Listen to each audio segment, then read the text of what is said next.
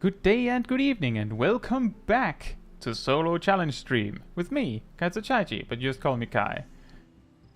Tonight, we're going to try, I don't know if it's actually possible, see that's the interesting thing about these kind of things. We're going to try to do Ihuykatumu, and if we actually finish like a little early, we'll also try Ihuykatumu and see if we can solo those dungeons.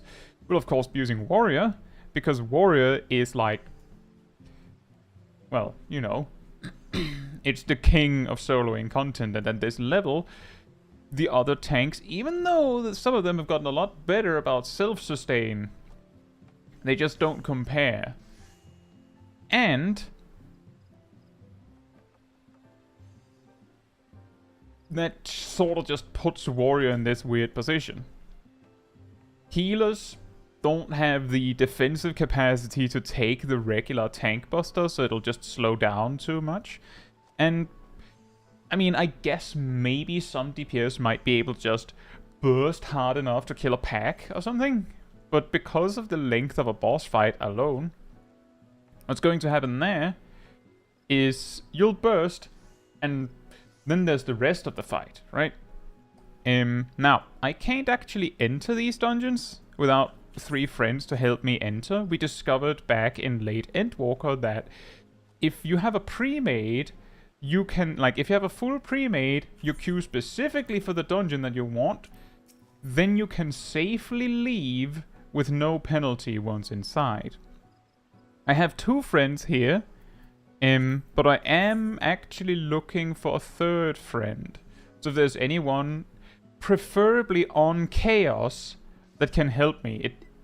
Under 5 minutes, I'd say under 2 minutes. Then we can get this started. You just have to be there. And the reason why I say preferably on Chaos is because there seems to be some weirdness with data center travel. So I would be very sad if someone came all the way from Light, helped for 2 minutes, and then they can't get home or something.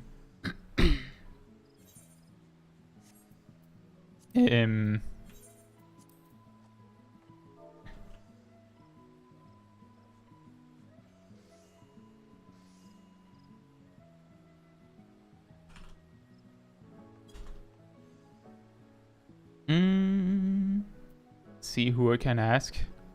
In the meantime, if any of you are coming over, do let me know in the chat. Then I won't have to bother anyone else. Oh, Tay has time. I hope Cat also has time, otherwise we have a problem.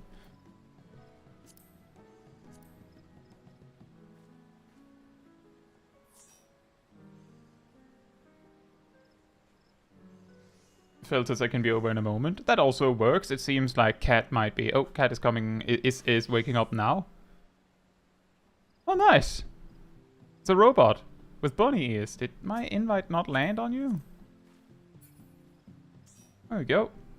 Right, so just to explain what's happening, I think I also have to explain to Reese. I don't know if they're in the stream.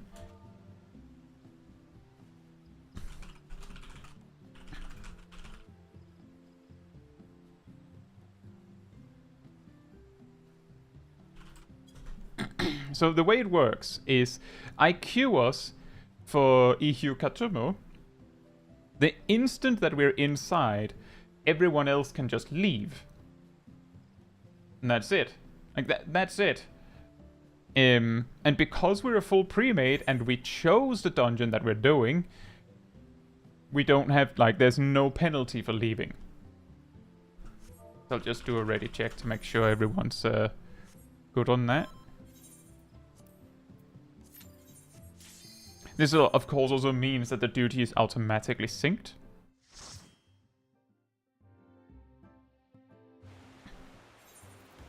Alright.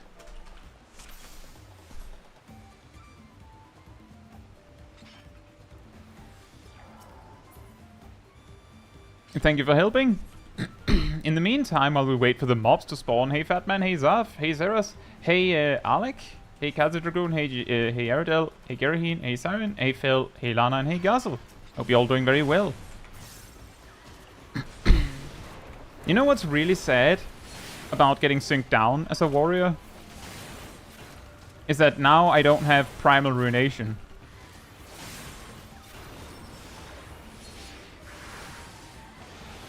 Hey Tay, thank you for helping. This is going to take an eternity.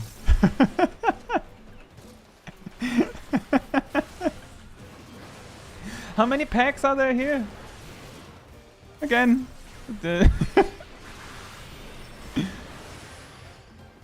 It's always fun. When you've already beaten the pack.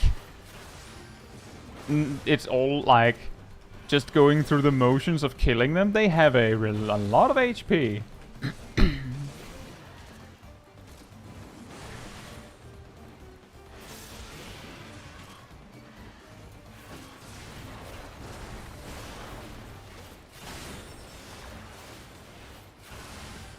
Is it 3? I don't know. That's why I asked. I should switch targets so I can cleave evenly. Wait a minute. Oh right, we don't have the potency increase yet.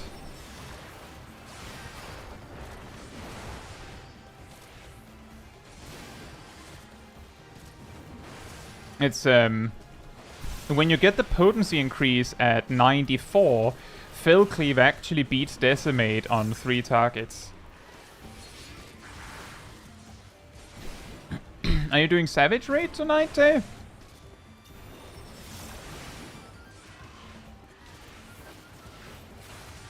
Soloing makes the that is an excellent point, Matthew. This is we're not going anywhere fast, are we?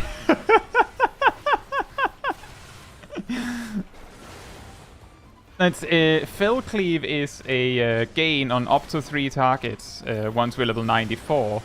Decimate is of course still a gain on 4+.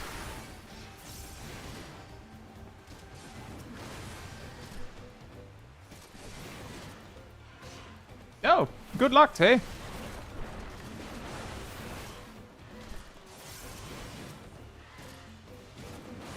I just want to highlight that I've needed no other cooldowns than Bloodwedding.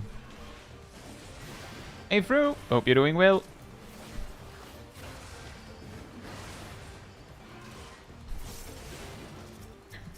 I should have switched target sooner. Now we'll have to be stuck even longer on this pack.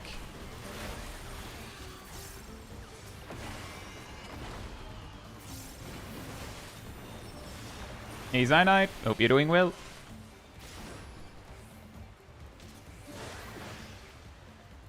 I take it it's a very casual static fill. Right. The forced single pulls actually make a dungeon harder to solo. In a strange roundabout way, I'm going to say maybe. Because it, like, that, the fact that that first pack was alone meant that I spent 4 minutes on one pack. And given how little this is taking for me to deal with, I don't think I'll need any defensive cooldowns other than Bloodwedding for this pack either. Which means that I could probably easily have taken both packs at the same time. So if this one also takes 4 minutes, both could have been done in, like, instead of taking 8, they could have been done in 4. So it kind of depends on whether we time out. Whether this is a problem or not.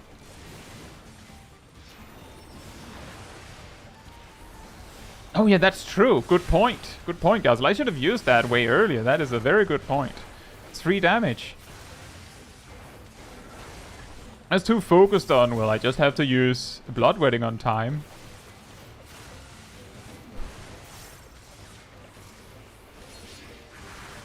Okay, be blocked by his own watcher.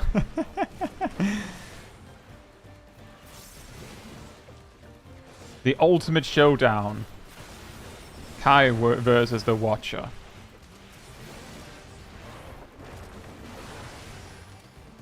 Yeah, in a weird way, forced single pulls can make soloing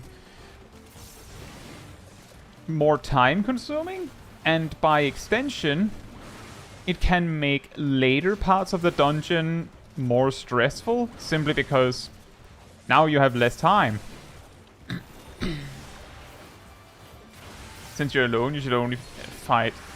You should have to fight only one slime clone. Are you sure? Wouldn't it just be that all 4 blobs turn into me? Or do 3 of them just not turn into anything? By the way, LSA, that took you a long time. Are you sure you should solo that?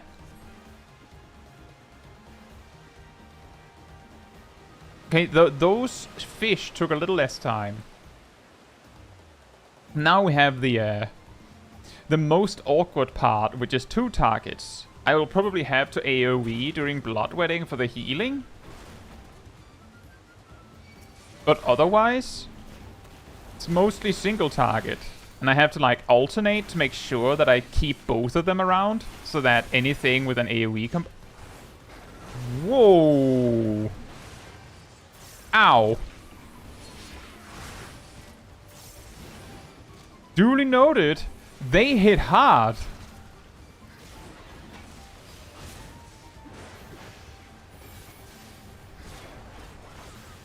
Mini tank busters for dungeon, that's like a proper tank buster. I don't want to fight 2 of them actually.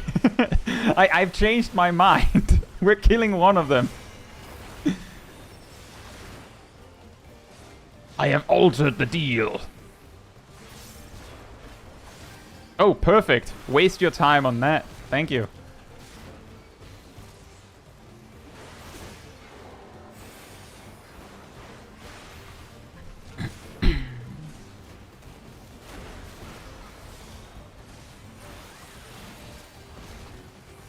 That's a big surprise that they suddenly bring the heat like this.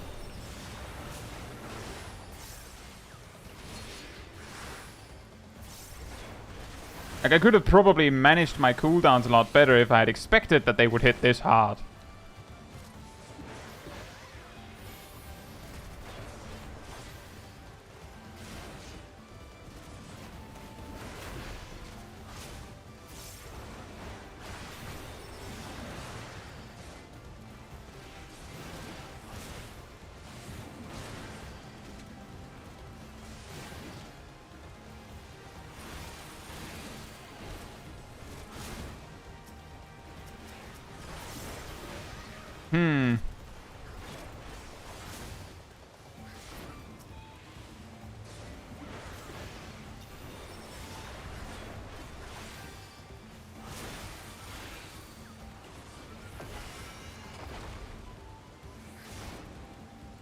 Are we going to die this early?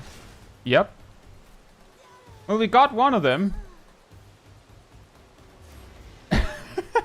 Wow! Their tank busters are like 20,000 damage.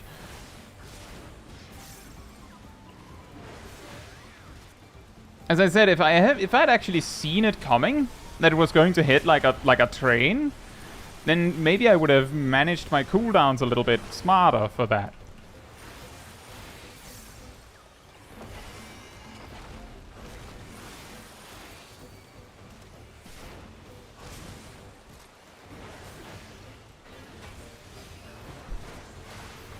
Oh.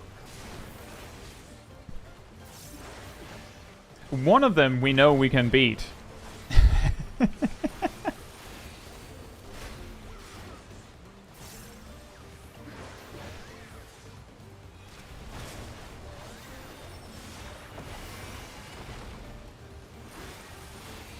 Maybe Alize was busy protecting the bunny. Oh yeah, definitely. But I think what was happening is that she was fighting one bird. That was what we saw.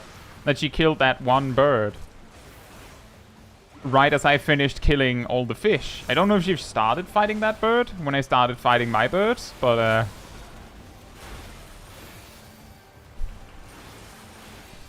either way, that's one bird.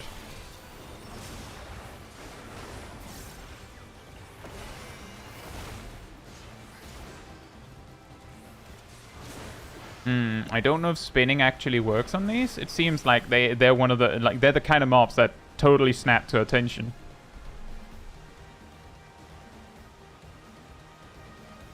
If only she had some kind of ranged attack so she could help you. Yeah, I know, right? If only she had, like, I don't know, like the thunder or something to shoot that guy with. Wouldn't that have been smarter? I'm just asking.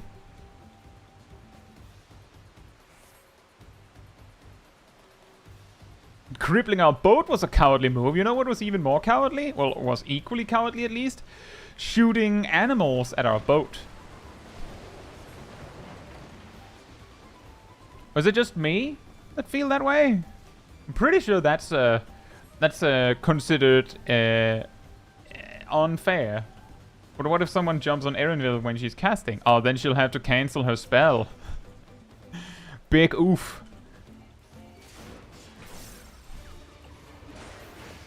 I'll try spinning. That's a cool trick. Yeah, exactly.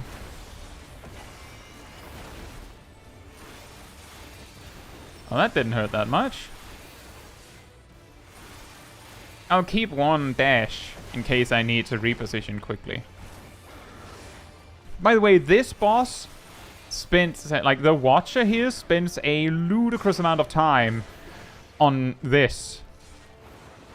So if our boy here doesn't have an amazing tank buster or something, or like a stack marker that hits like ridiculously hard, then this is pretty much already over. As long as I don't like grab 15 vulnerability stacks.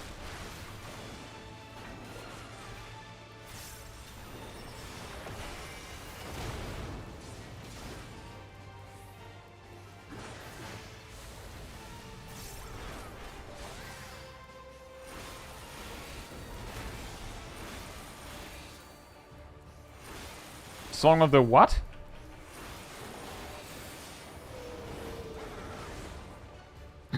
Eight stacks of Vuln is the max? Well, yeah. My point was more that this boss might be able to beat us. Wait a minute, there's only one ad? Huh? Huh? Did the rest of the squad go, what, there's only one? Nah. It's not worth the effort. Call us when you have a real threat. Hey Samuel, hope you're doing well. And how about?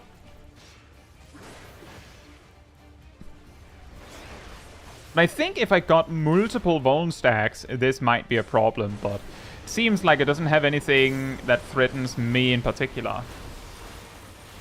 Can you bring more than 4 people in unrestricted? Nope. I don't think you can, even if you're in Explorer mode. I'm pretty sure it limits you to max 4.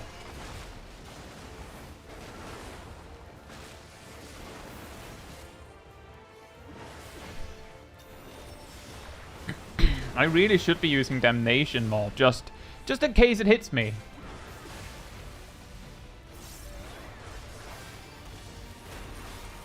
Yeah, I agree, Gireen. That's what I usually expect when I go into a dungeon like this.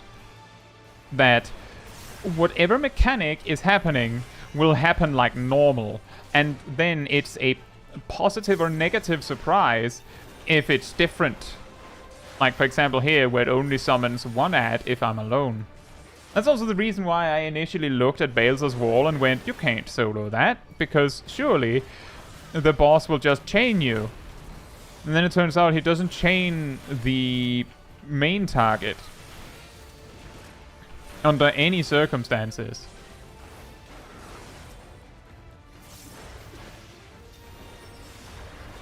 You could also fall to the moral implication of killing a manatee in front of your plushie. Oh, it's fine. Do you want to see? See, Watcher?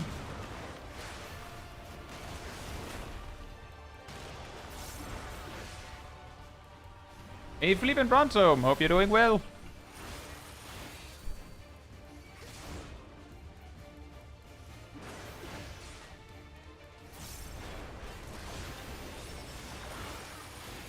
that's the thing, Samuel. I was reasonably confident that if the healer wasn't there, it would just chain someone else.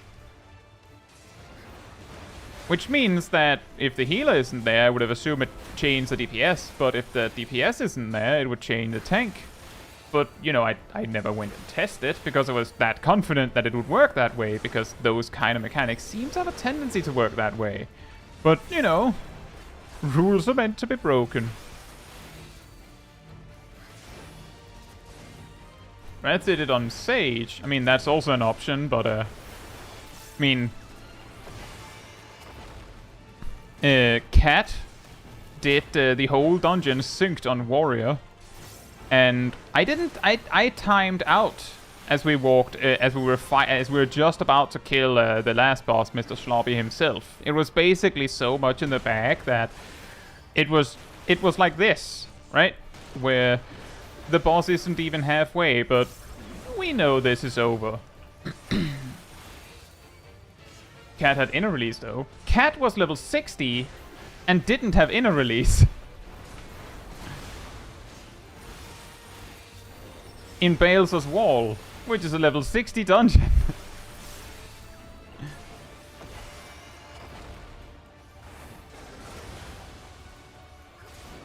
Yeah, it seems like it like in Bales's Wall, the chain just doesn't target the primary target. Under any circumstances. Philippe says, are we getting a brand new Did You Know? Maybe. We need to beat the whole dungeon first.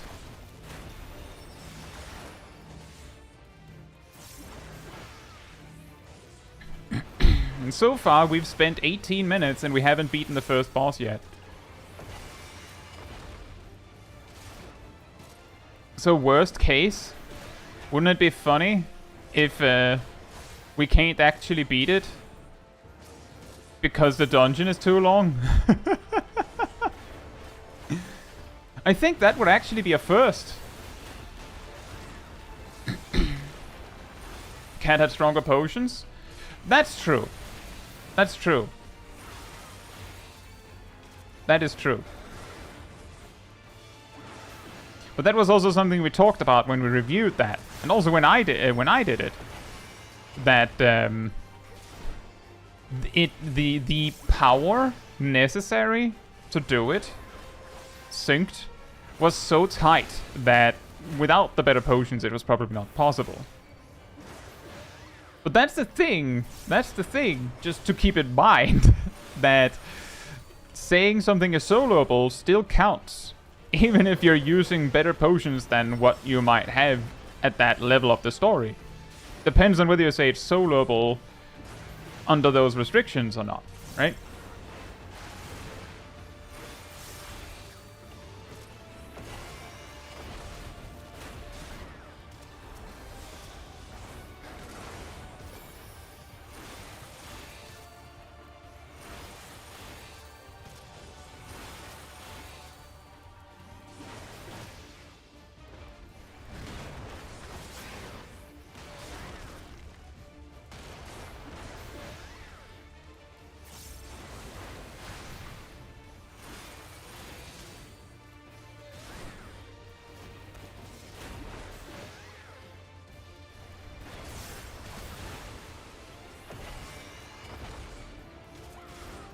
And that's true, Kat. That is actually a good point, that it is a possibility that with worse potions you could still do it, but you had to be lucky. But I think that's kinda why the this community of players specialized in soloing the game from the start looked at Bales's Wall and went, no, because it requires too much luck.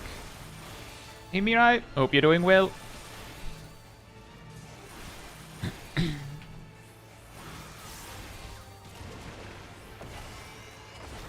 I'll stop doing the suck mechanic. Oh yeah. I didn't even realize. I've just been running around here fighting him for so long that I didn't even realize that he was done with that.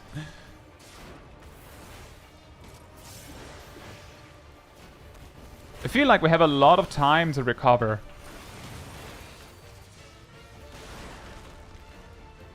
Like the first bit of the dungeon wastes a ton of time with the one pack at a time. It's a whole different story whether we actually can do mega pulls for the rest of the dungeon, but that's the kind of speed we need looking at the duty timer.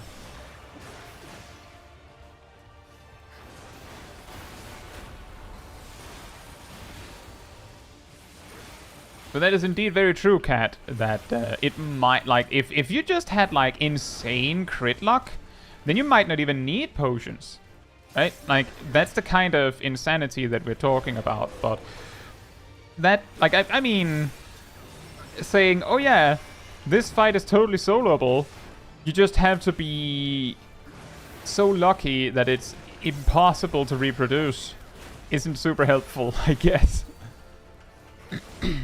This move sucks. Well, I mean...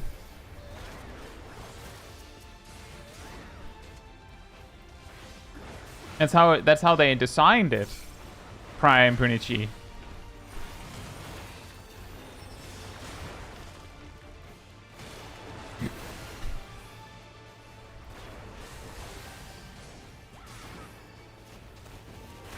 Well, that is an interesting thing. That explains why I started to need a little bit more HP management. Because the fact that he stopped using the big suck move meant that he wasted less time.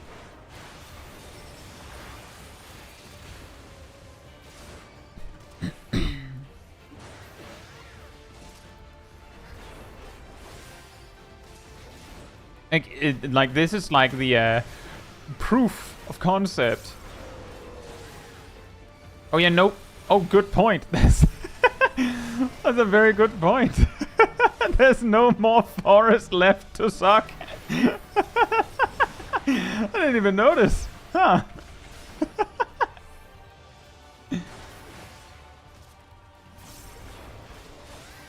Hey Jake, hope you're doing well. And thank you. I'm glad to hear that.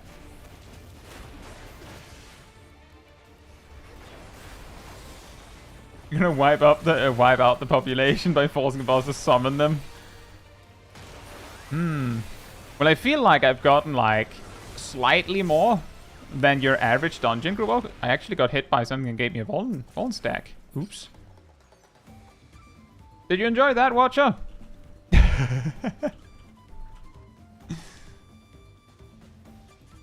I win. Manatee soloed, yeah. I should maybe have saved that sprint. Oh well.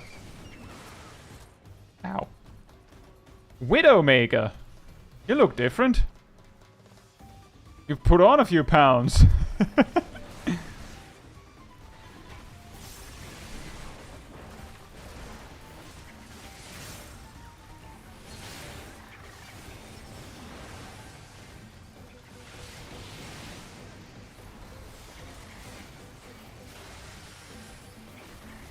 But still, none can hide from her sight.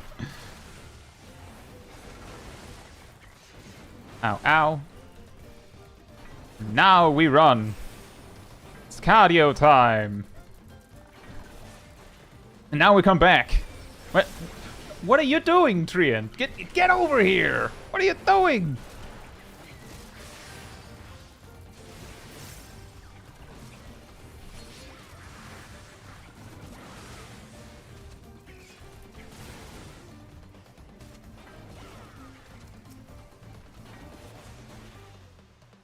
I didn't even bring my potions for this.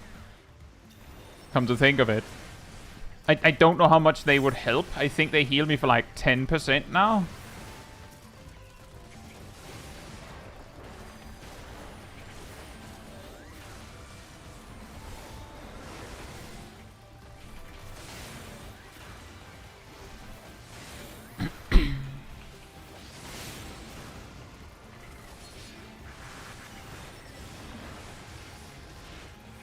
I can be greedy with my cooldowns. I have sprint. The best defensive cooldown.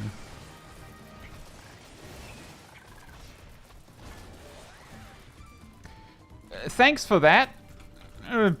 Widowmaker over there just leaving me with a Giga Tank Buster. Just have this on your way out.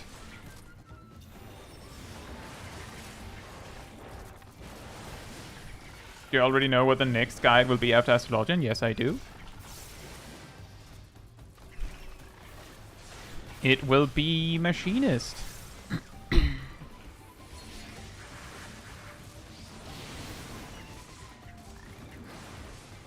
Incidentally, the Heavensward series, that's by accident, by the way.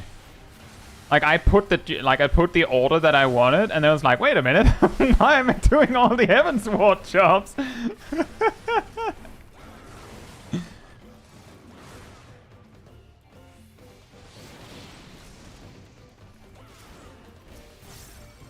Viper and Black Mage remake? I feel like I have to get back to that I'll have to get back to that at some point, but I feel like most of what's there is workable. And there's also a lot of other jobs that need a remake, right? Have to commit now and follow up with Stormblood jobs and then Shadowbringers jobs. I don't think I'll do it like that. Because I also want to make sure that there's like a variety, so it isn't just like tank, tank, tank, tank, healer, healer, healer, healer, melee, melee, melee, melee, melee. So I'm trying to like mix it up.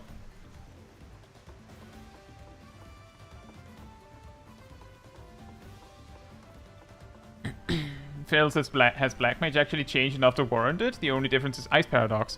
Well, Ice Paradox and also the buff to Flare means that you remember hearing about that janky transpose AoE rotation? Yeah, that's optimal now at max level. That's optimal. Oh, I should have sprinted earlier. Look! If only there were that many of me, then we'd have 5 times as many guides.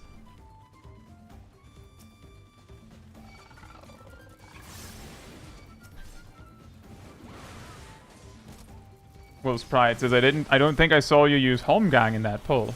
No, I didn't. Part of the reason why I hold it is because while I have Holmgang, I can get away with being slightly greedier and still get away with it. And then if I overextend, I have Holmgang as a last resort. That's really what it comes down to. It's just that extra out means that I can make more out of all of my other cooldowns because I have that, just in case I overextend. There's no way they didn't buff Fire 2. They did not buff Fire 2. They did indeed not buff Fire 2. It still kind of sucks. They reduced the AoE fall-off on Flare by 10%, so it now does 70% of the original damage to secondary targets instead of only 60%.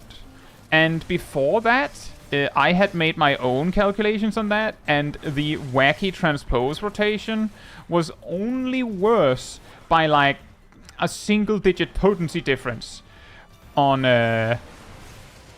compared to like doing a rotation properly. At that time. And then if you use triple cast, then like it was better. But at least it wasn't always better, right? And then they buffed Flare. So there you go.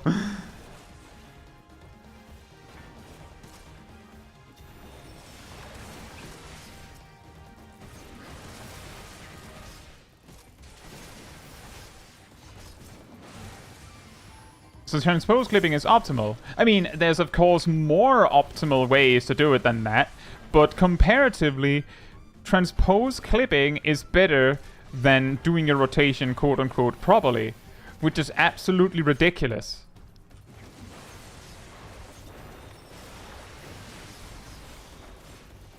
Whatever happens to gradually scaling potency, it's all just X% to other targets now. Well, I believe they got rid of that concept in Shadowbringers. As I remember, before Shadowbringers, most AoE attacks or attacks with an AoE component is like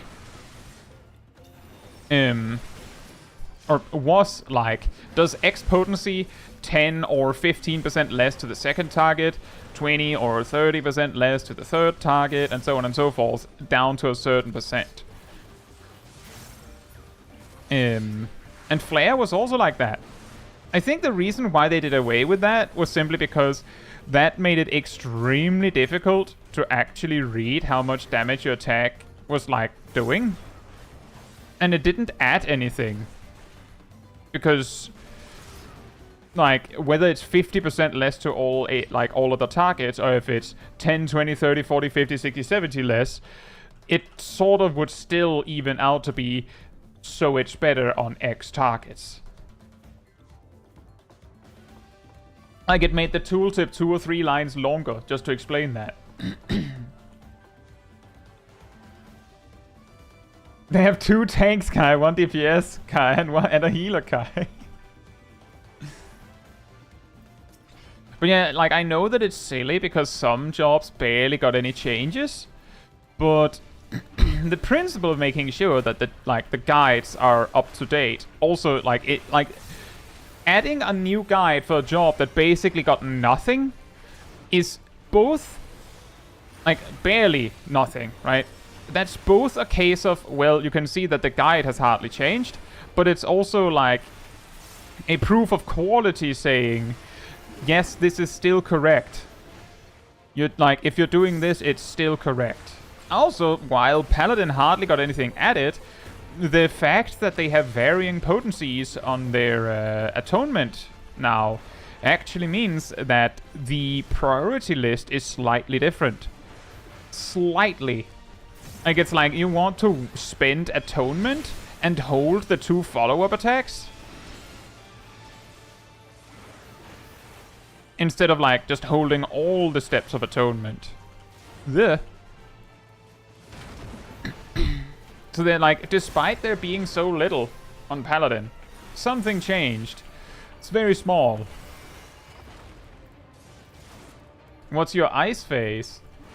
Well, the way that the wacky transpose rotation works is that you use freeze in the ice phase and, like, one other thing. That other thing can be High Thunder 2, or, like, it could be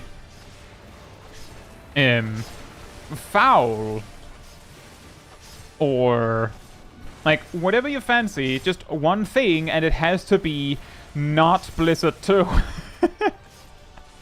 Which is the funniest part about it. Oh, you can do whatever you like, just don't do the thing you're actually supposed to do.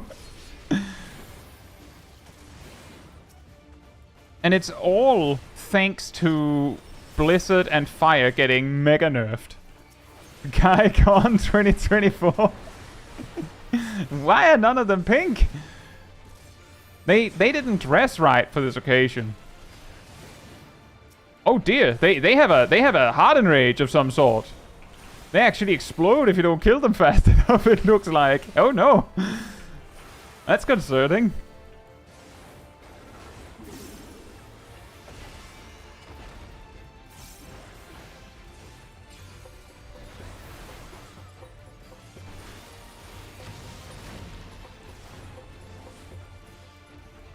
And yeah, like, if there's not that many targets, there would be an argument to be made that wait, isn't that the exact same pattern as when he did it earlier?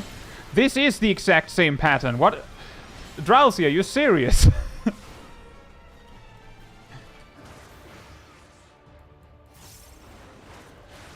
What is this? It's the exact same configuration.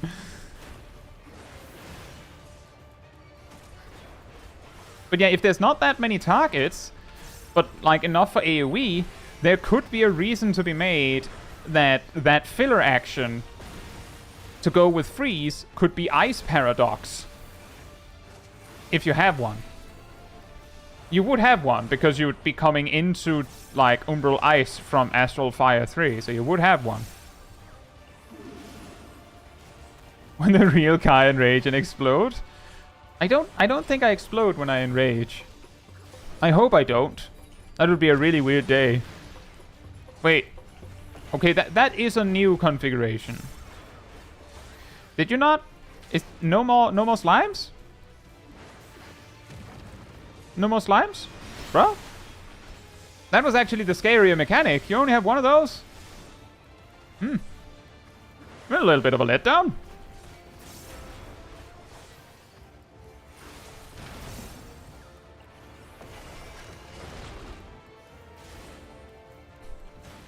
Yeah, something that is worth saying that in regards to the Black Mage changes is that the Ice Paradox alone adds so much that just from level 90 and onwards, there's a lot to say that just, like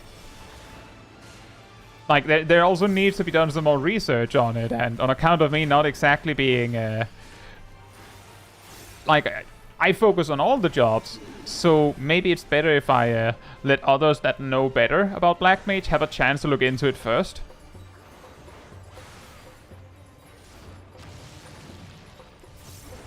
It was a financial disappointment. Oh.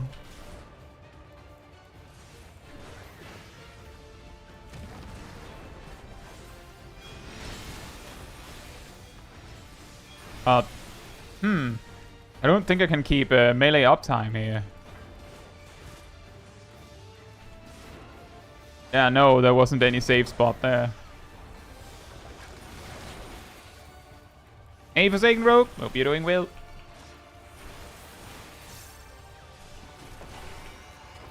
Sounds as my partner started on 14 about a week ago and started as Black Mage. I don't know if I should be happy or fear for them. Well, the news, the way I would view it is if they say, it's too hard, then it's very easy for you to go, oh, well, there's 20 other jobs in the game, just try a different one. You happen to choose the hardest one, so if this is too hard for you, just play a different one. You can probably play any of them and find it easier. Even if it's not entirely... Like, I don't know if Black Mage still qualifies as the hardest one, but it's hard enough that no one's going to be mad if you outright set that to a new player. And then, if it actually... Like, then you can just redirect them to something easier. And if they like it, well, I can say that I feel like it isn't uncommon to hear that those that choose Black Mage often stick with Black Mage. Like, it's satisfying enough on its own. If that doesn't happen, time to worry. Well, I mean, that doesn't happen and they just enjoy the game, then you have a partner who's good at Black Mage. Hopefully.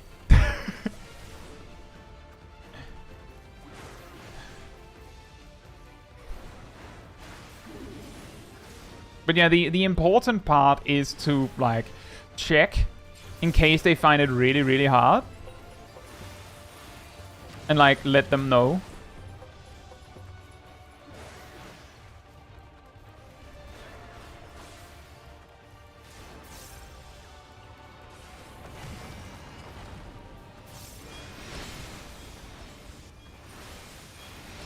This looks like the no melee uptime configuration. I didn't need to do that. And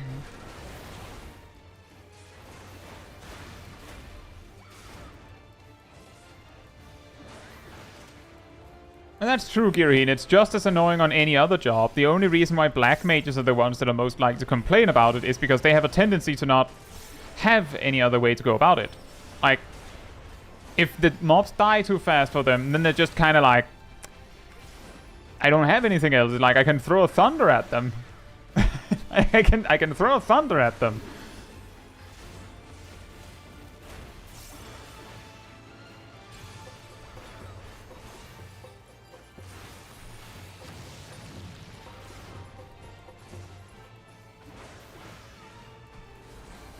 Yeah, I do remember you said that, Haber. That you almost immediately caught on that, oh, wait a minute, I can slide cast. Nice.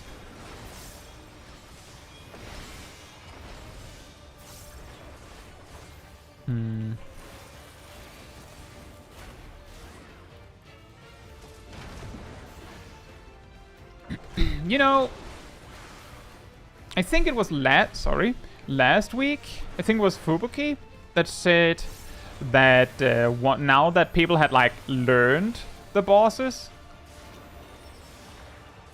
the dungeons feel way easier. And I think a week before that, specifically the level 91 dungeon, the one we're doing right now, seemed to be incredibly easy for a lot of people in general. I can see why now. Admittedly, I haven't, like, because of the way that I level my jobs, I haven't actually had the opportunity to do very much of all the Dawntrail leveling dungeons. So, like, I've done most of my runs of this dungeon when it was still kind of new. But if you needed evidence that the first dungeon is kind of, it's not that bad, like in terms of difficulty, then here you go. Here you go.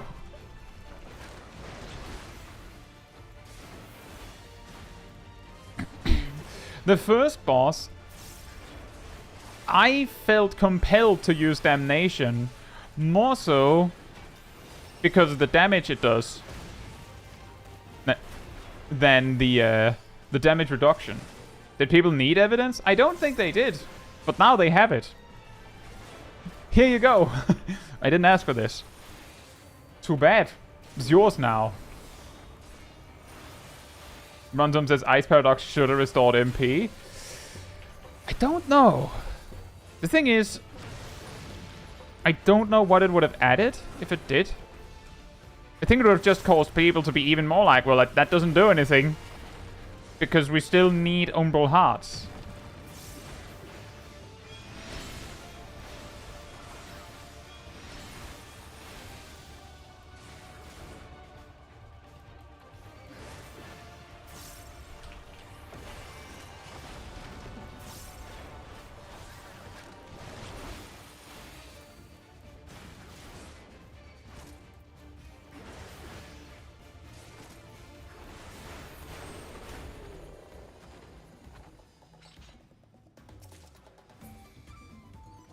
And the thing is, Matthew, I know that that's like, you say that a lot. Also, every time you make the X is a problem because Y is possible argument like that, people will come back with, but Y required a lot of skill. Sometimes.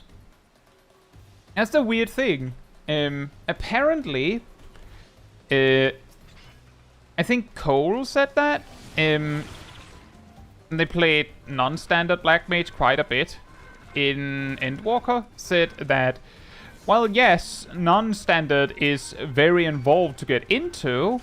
Once you've learned it, it was supposedly easier to play than standard.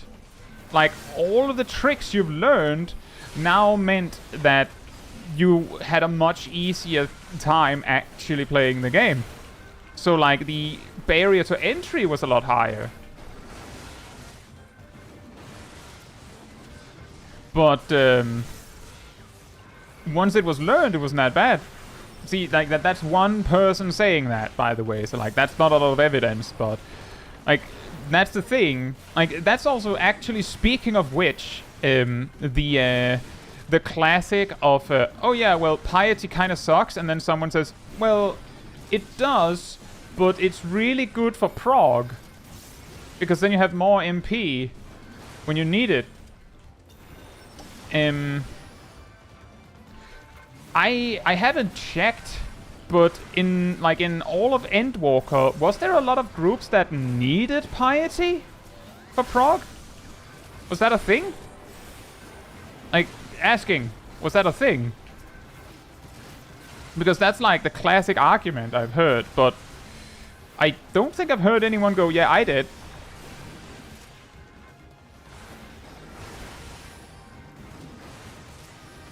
At least not in very large quantity.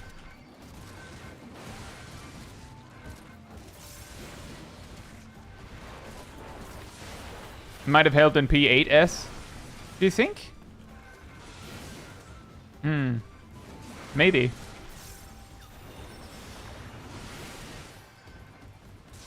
P8S and P10S. Fair enough. That's it. Like, that's good because I've been thinking this for quite a while. Like, I remember that this was a good argument, but the more I thought about it, the more I was like, but has that ever been a thing, or is it just something we think is a thing? Like, on paper, yes, but how often does it happen in reality? But if it has happened, then that's good enough for me.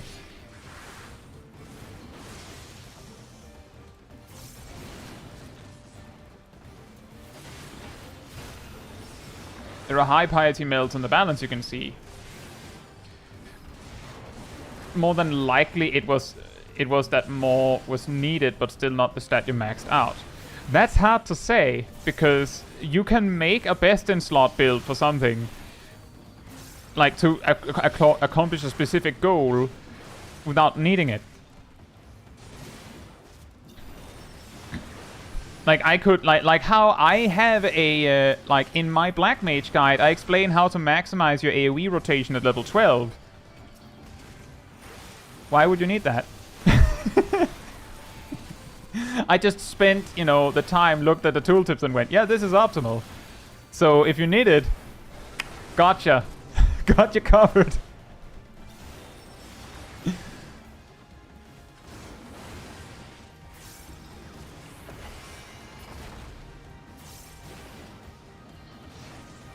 Sounds useful for one floor of Palace of the Dead.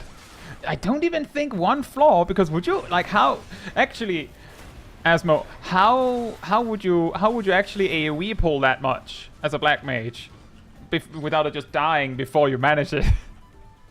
Like, if you just cast Fire 1 on the mob, surely it dies anyway.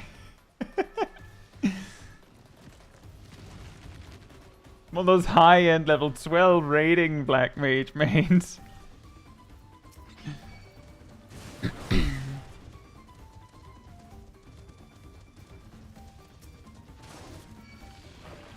And that's also a good point, Matthew. Have you all noticed how much gear in the current raid tier, how much tank gear has tenacity on it, and how much healer gear has piety on it?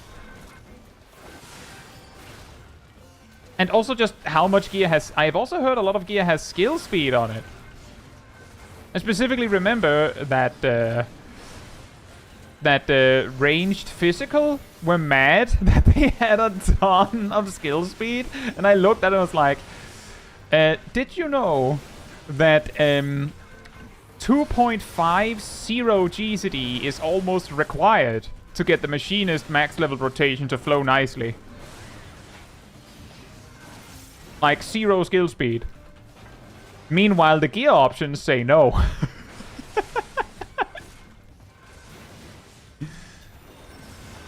Why is having skill speed actively bad? It's not so much that that's bad, Asmo. It's more that some jobs benefit so incredibly little from skill speed that they would rather have any other stat. And some jobs just feel awkward to play with skill speed on it. A particular aspect that I have talked about in my video about skill speed is OGCD misalignment. Like, if you have a weird GCD on actually any tank, just choose your favorite. Use a 30-second OGCD, a 30-second one. I don't think Dark Knight has any anymore with Plunge gone, but any other tank it would work. Just, you know, 1-2-3 combo while using Upheaval on cooldown, or Spirits Within, or Expiation on cooldown, or 1-2-3 combos while doing Blasting Zone or Danger Zone. If you keep doing it and your GCD is like 2.47, then like the second or third time you do it, the OGCD will overlap with your GCD and cause you to clip. Or you have to delay it. And that's the reason why a lot of people don't like super appreciate skill speed if it isn't outright beneficial in some way. Like, that's kind of the story there. And it isn't worse than that. It's like, that's like a minor side effect that is also just mildly annoying. But the real problem is skill speed. Exactly, it's similar to Dancer having to either clip or delay standard step. It's exactly that. It's actually precisely that. Like, basically, let me put it like this, Asmo. Let's take that from the Dancer's perspective. If you clip standard step, right? So, like, you make sure you use it exactly on cooldown, but your GCD is like 245. Then what that actually means that all the time you've saved in those 30 seconds doing your GCDs on time is the time that standard step is late. Which means that if you use standard step, like if you clip your GCD to use standard step on time, then your GCD is 2.5. You just don't know it. And that means that all that skill speed you brought does nothing. Because you've essentially chosen to drop it. You've just chose to throw it out the window. Gunbreaker Balance actively says that for one of the best sets. Yeah, exactly. Exactly. And the more, like, big cooldowns jobs get with some, like, fixed timer, the less speed helps you. Like,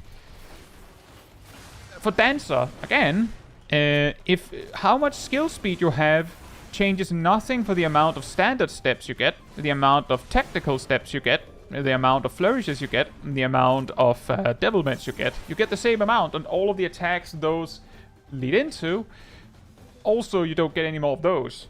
So skill speed only means that you get more 1, 2, 3, 4 combos. Like, that's it. You get more feathers, maybe. You get slightly more esprit. That's it. And most jobs have some crazy cool... Like, exactly, Astrologian spell speed was a thing in Endwalker.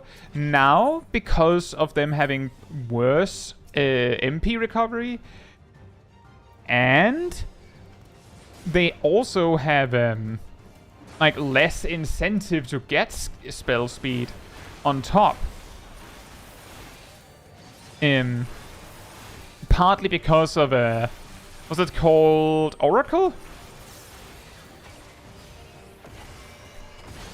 You might rather have more crit, so that Oracle can crit harder. Anywho, hope you're doing well.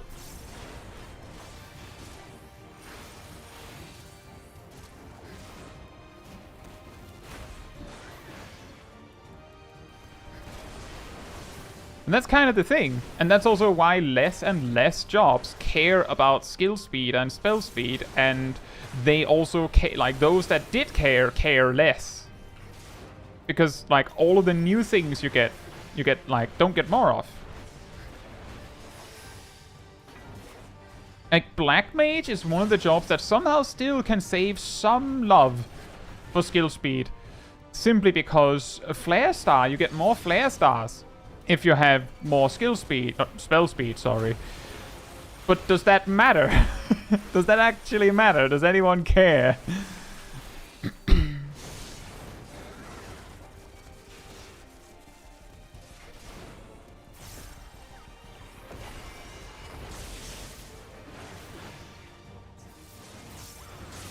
You think they'll ever remove those stats? I can't imagine they would suddenly get rid of speed.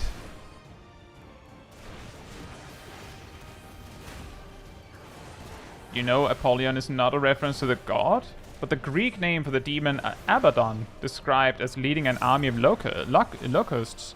Oh, well that explains a lot. Replace them with what? Exactly. I mean, there's an argument to be made that if everyone hates both speed stats, then why have it? Oh, he's casting Blade!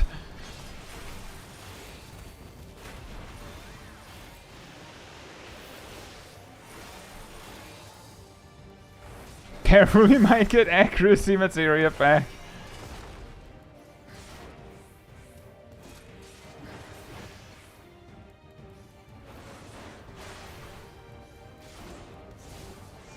And that's also a thing, Serenia, is that spell speed on healers is often kinda fine, just you don't get too much, because it also comes, like, specifically for healers with the potential caveat that it costs more MP.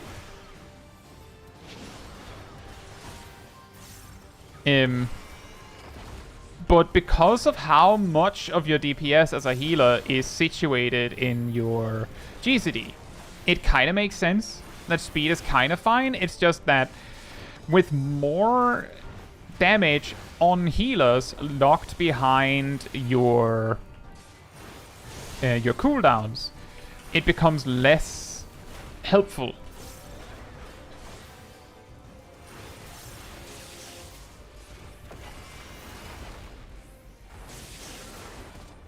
Spell speed is bad for Sage. That is correct. They came out the box. Wait, oh, I lost my Surging Tempest. How long has that been away? For Sages, they came out the box with Flemmer. Don't, like, that doesn't scale with speed.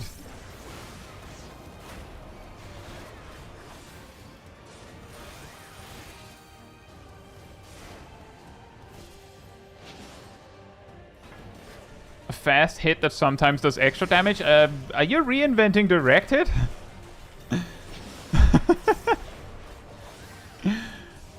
Sounds like we're getting direct hit again. Uh-oh. Uh-oh. Oh boy.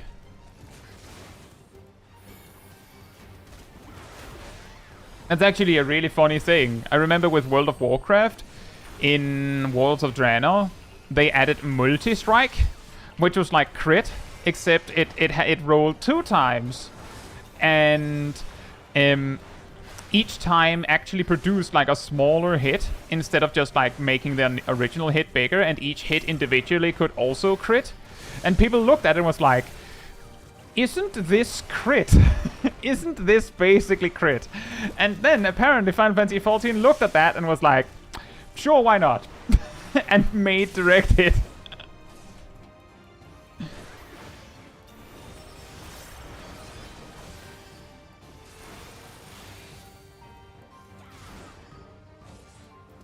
That's true, Shaxter. Maybe when they like try and look into how all the jobs function, maybe they'll look into maybe doing something about that with the stats. Most jobs don't like speed anymore because of the way that jobs have been evolving. If they rework them, there might be something to do.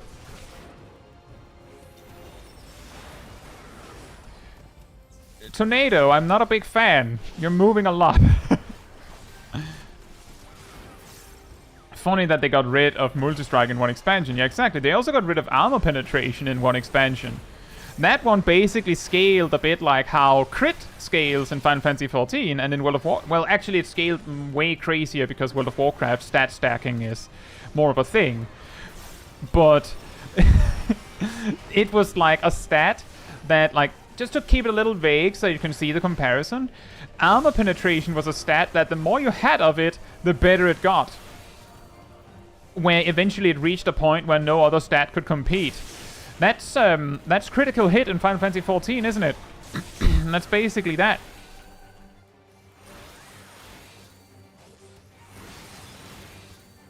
Parent says, if I recall correctly from the credits, there are only 4 people listed as the job balance team.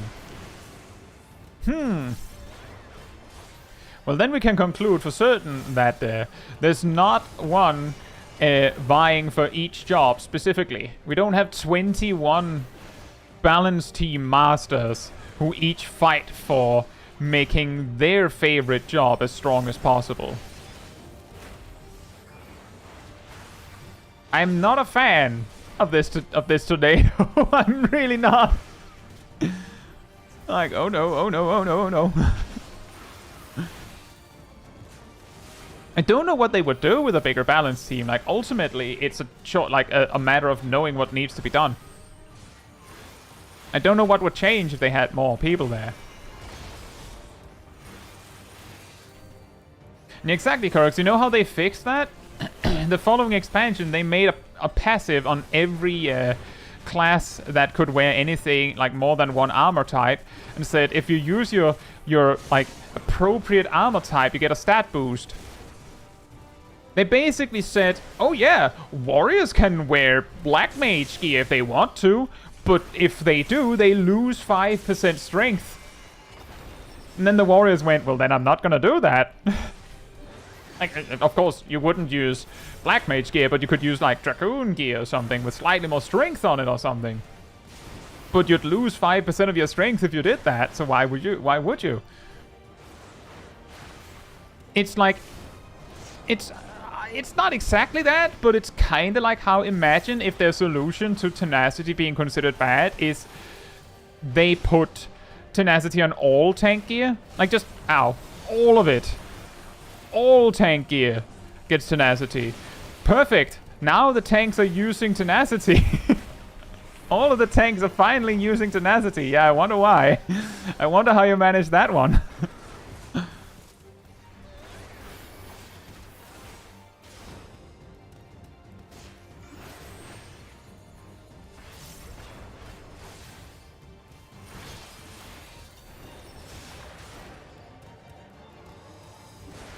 And yeah, exactly, Perrin. If there was 21 people, like, each focusing on one job for the balance, like to make all the jobs equally good, like, the thing is, that wouldn't help that much.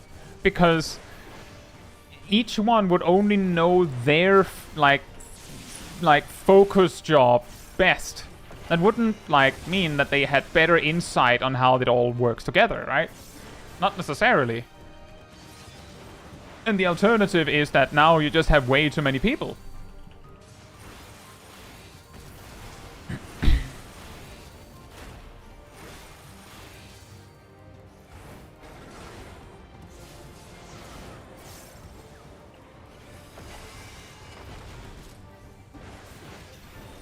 This is, am I the only one noticing that Apollyon here is, a chunky boy? Like, wow, he has a lot of HP. That's insane. How long have I been fighting this guy? Like 10 plus minutes?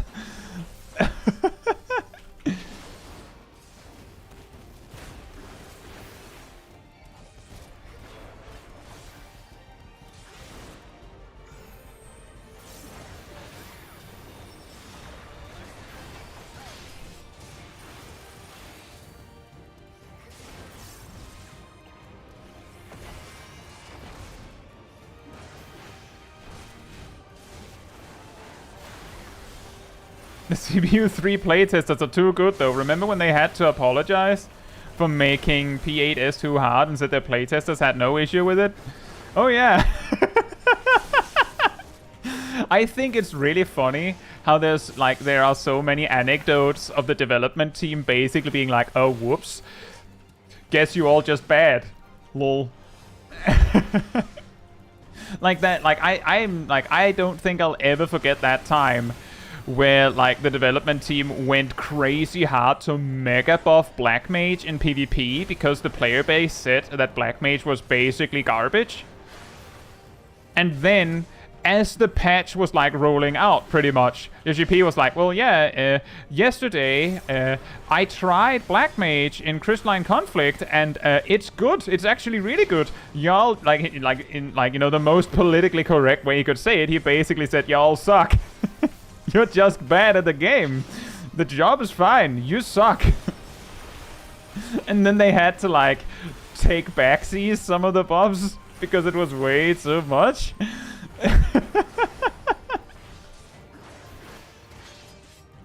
Or back in Heavensward when the GP was like, Machinist isn't bad, you're bad. Well, if I remember correctly, there was this anecdote that came up later where your GP tried to play Machinist on a worse than perfect connection and was like, oh, that's why. That's of course a slightly different story, but you know, if it's not a latency issue, then I think it's really funny.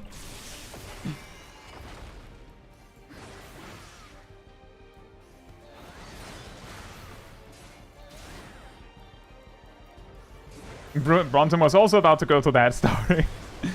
It's so good. It was like, Black Mage sucks in PvP. They got like an extra charge on Paradox that they absolutely didn't need.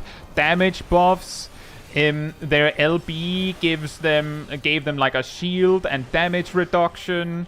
It's like they had a safer experience spending it. And then Yoshi tried Black Mage and was like, wait a minute, you don't need all of this. You don't need this. Like, some of the things got taken back, but some of the things were kept. I think the particular thing that they lost that was particularly hilarious was the second charge on Paradox. The thing is, I think it was ultimately a good move to mega buff Black Mage, because at that very moment, players had basically written off Black Mage as it's so bad, it's basically trolling to play it in PvP.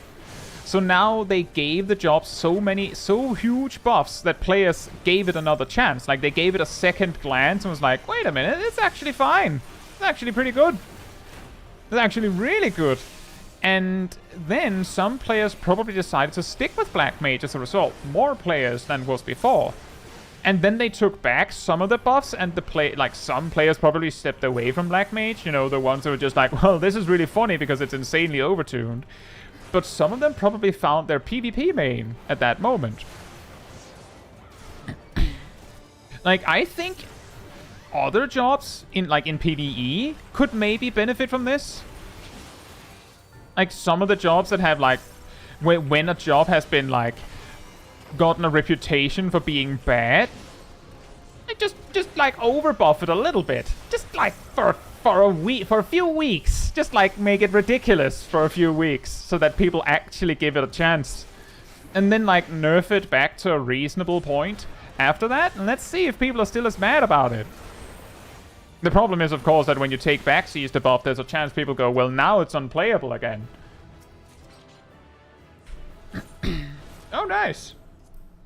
By the way, that was long. It felt long. Actually, no. This took about the same amount of time as most of the leveling Endwalker dungeons. Just under 15 minutes for the boss. But yeah, yes, you can. So, like, now, maybe this isn't so surprising when it turned out that the fact that you didn't need a healer for this dungeon isn't too surprising when you didn't need anyone for this dungeon. Apokaj and Darth and unknown user. Which one would you do the overbuffing for? I don't know. The one I had in mind was specifically Machinist, because most of, like, for a huge part of Endwalker, Machinist was basically just the bad job. Even though it wasn't that bad. Like, exactly, Phil. Machinist bad, but actually it's only slightly behind everyone else. And that's also the reason why I say just overbuff it and then, like, pull it back a little bit later, because then people will forget that Machinist is bad when it's suddenly insane. And then when it gets nerfed back, people that decided to main it suddenly might be like, well, I don't want to main something else now. Did you know? Yeah, did you know that Warrior can solo Ihuykatumu synced? Dart says that sounds too much like how Blizzard balances for my taste. That's also true. Or how they release new jobs. Although... Or new classes, sometimes. Although, isn't Viper, like, in the upper echelons, like, really strong right now? And Pictomans as well? But see, the reason why a game would do this, like, release a new thing, and then make it blatantly overpowered for just the start, and then, like, reel it in afterwards, is if it's kinda whatever when it arrives, then people will be like, it looks kinda cool, but I'll stick to what I know. But if it's really good, a lot more players will go, well, I should play this because it's really, really good. And yeah, League of Legends did this for years. And part of the argument for making a new thing blatantly overpowered is also that if you just do it for a few weeks, then that means that this insane power boost can compensate for the players that picked up the thing being bad. Like, it's kind of okay because it's like the character's insanely strong, but the player's bad. So it evens out, unless it's too overpowered, right? And then you give it a few weeks, and then you nerf it. And then the players that decided to switch to it are mad because they didn't realize that that's how they've always done it. Lucas says, how did you get into the dungeon? I brought 3 friends and had them leave. If you choose the dungeon beforehand like this, then they won't get punished for for leaving. And exactly, the way Final Fantasy XIV does this typically is they'd rather buff the weaker jobs than nerf the stronger jobs. Obama says, I can't imagine a guy playing a game like League. See, I quit when it became too toxic. But yeah, I used to play it. Phil, okay, time to play the nuke, and someone just banned them.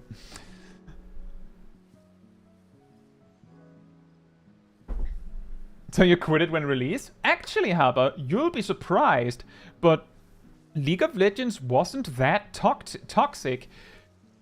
Then Ranked came.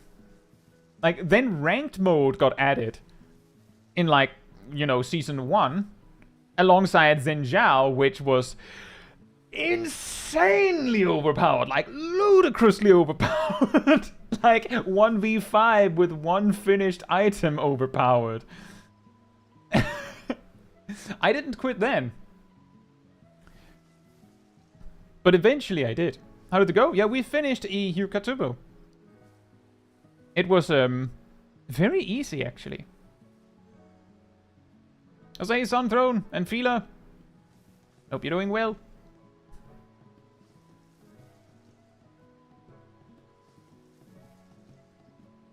Yeah, that's true, unknown user. That's actually a really weird thing about jobs when they get synced down, is that you do something like Sastasha. Viper and Pictomancer will be they have 1 or 2 buttons. But those buttons hit insanely hard. Meanwhile, Black Mage actually has the base of a rotation, but the Pictomancer does more damage with 1 button. Picto isn't that insane until level 30. You're right, but let's actually check real quick how strong it is in Sastasha synced. I left. Let's see. I'm just finding League of Legends character release dates.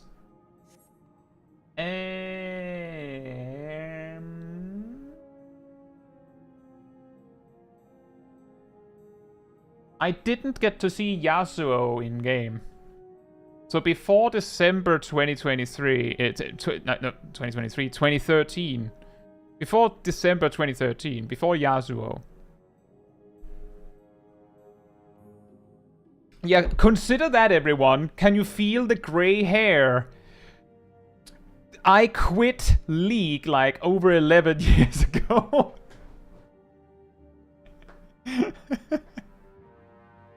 I played with it before Aatrox got reworked, remember?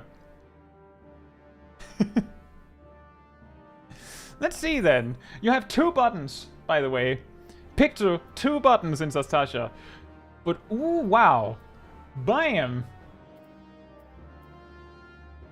Bam and bam.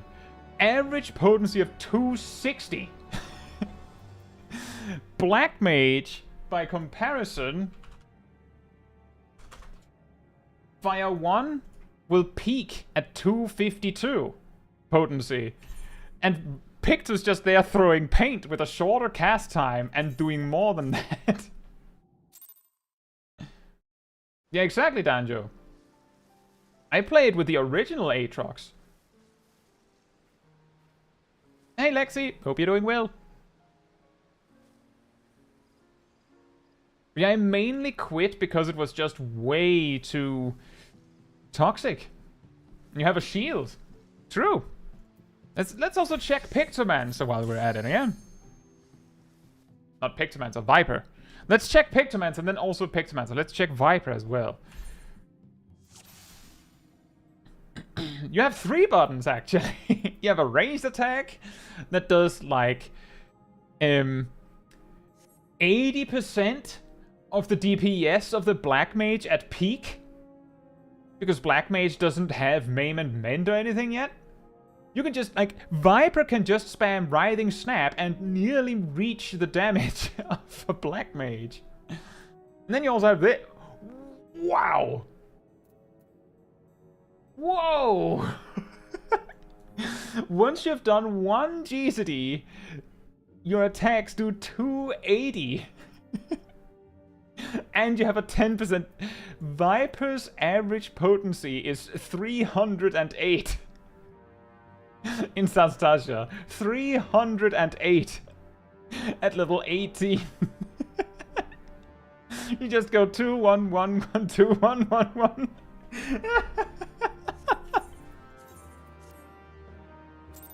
That is absolutely ludicrous. Oh yeah, 300. How good is Reaper in that level range? Now I need to know. Exactly, Danjo. It's so silly. How strong is Reaper? Well, first off, they have to do... Well, actually, that's 240. It's actually pretty good. They have to do this every 30 seconds. They have Writhing Snap, but theirs has a cast time, so it's actually worse. And then they have an average of... okay, their average is actually 300. So 330 once they've gotten Shadow of Death up, and they only have to do that sometimes. So actually, Reaper is also crazy. Best mage in Sastasia, Reaper. It's close. Yeah, exactly, Daniel. You have to click Shadow of Death once. Amia, I'd say it goes well. We just beat Ihuykatumu with Warrior. It was not hard. It took like 68 minutes. Does any DPS have AoE in Sastasia? Black Mage does. It just kind of sucks. But they do. All ranged physical do, I believe. We have Spread Shot, which is crazy good. We have Quick Knock, which is really good. We have Windmill, which is kind of good. Red Mage has the Thunder and Scatter, so it's kind of weird, but it's kind of good. Summoner doesn't have anything. Isn't this the level where just Shadow of Death is better than 1-2? No. You saw Shadow of Death was 240, and the 1-2 combo was 260, 340. Dancer also has standard step. Yeah, that's true. But standard step, something that you should keep in mind. It actually is potency boost. I'm pretty sure it's 720 at level 18. But it's just... This is something that I think people sometimes miss because the standard finish tooltip is insanely big. Delivers an attack to all nearby enemies. Potency varies with number of successful steps, dealing full potency for the first enemy and 75% less for all remaining. Which means that if this 800 potency is what we're going with, and I'm pretty sure that's like a trait boost. Yep. There's a trait boost there. Don't know if there's a trait boost anywhere else. But if we go with it being 800, then it still means that the secondary targets only take 200, and it's once every 30 seconds. And their spammable AoE is only like 105. Like, the reason why Machinist is so insane is because its filler is 140. It's so crazy good.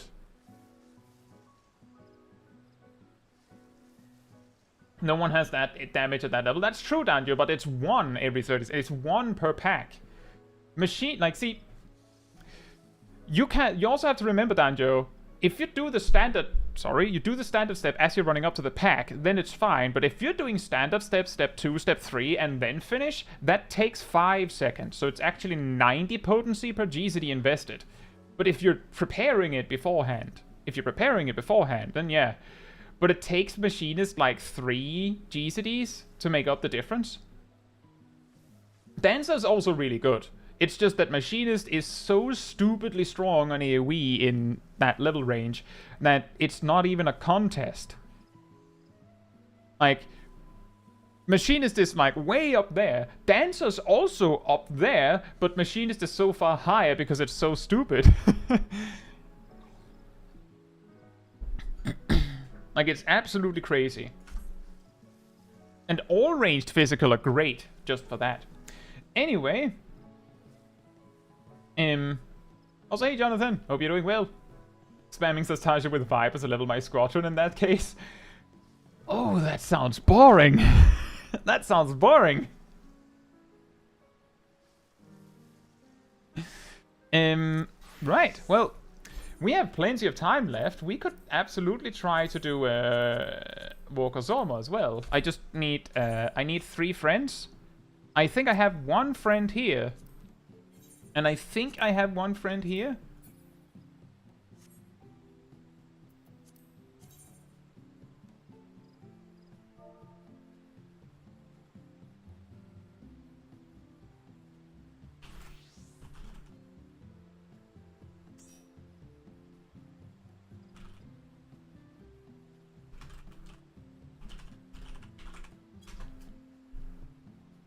I only has 2 friends, for real, for real. Oh.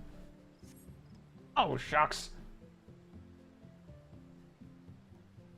Does Dancer not do standard step without steps now? No, that's, I'm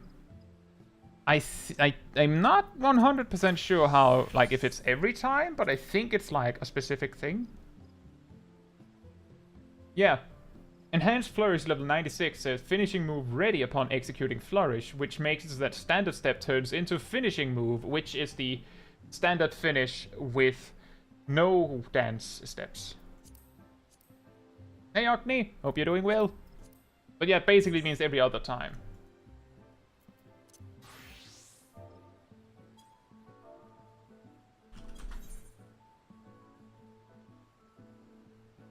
Machinist outdamages an Ice Phase Black Mage in single target even while using Spread Shot, doesn't it?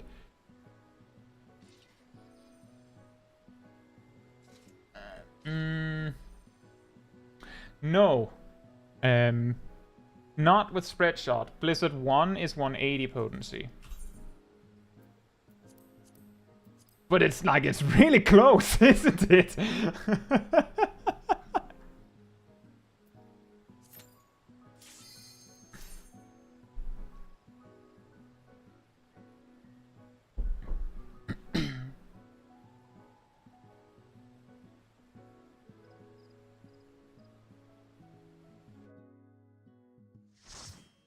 Says this level 26 or something. Gladiator said, "Good game. Enjoy cutscenes at the end of Tamtara. Others were between level 90 and 100." Well, I mean, also thank you for helping me in.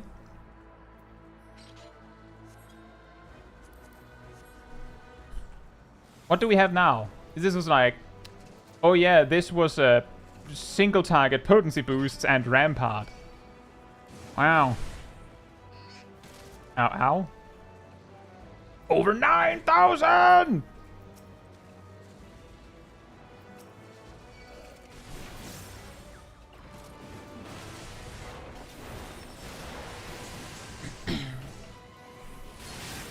Be not from Earth. Hope you're doing well.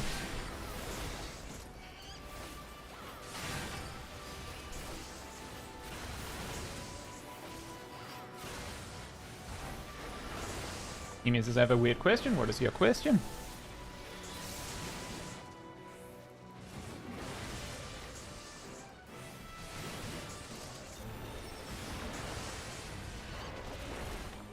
You know, I really notice how insanely strong Damnation is when I'm, like, alone like this. Like, while Damnation lasts, I'm kind of fine tanking this many mobs. No issue. The instant it drops, my HP just goes...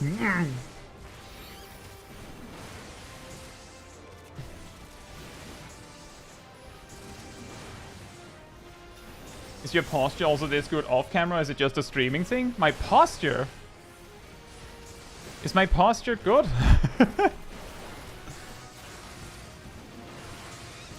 I don't know, I'm not, like... What?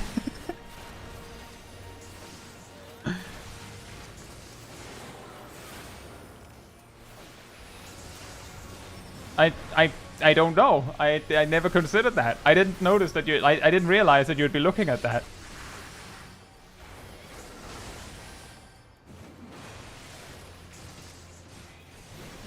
Who says, is this kind of soloing possible specifically with Warrior? Could other tanks also do it? See, the thing is, if I say no, other tanks can't do it, then give it like a week, and then Cat Damon will have proven me wrong. So what I'm going to say is, I don't know if other tanks can do it on account of... I don't even know if Warrior can solo this dungeon.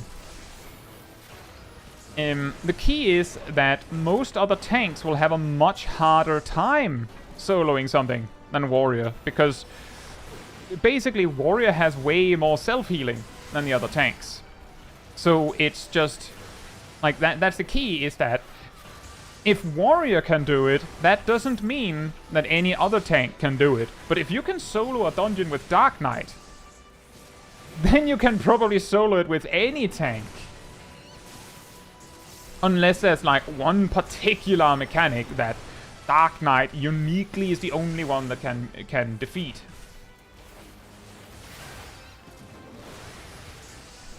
So like basically the reason why I solo this stuff with Warrior is because if any tank could do it, it would be Warrior. So we might as well check that one first.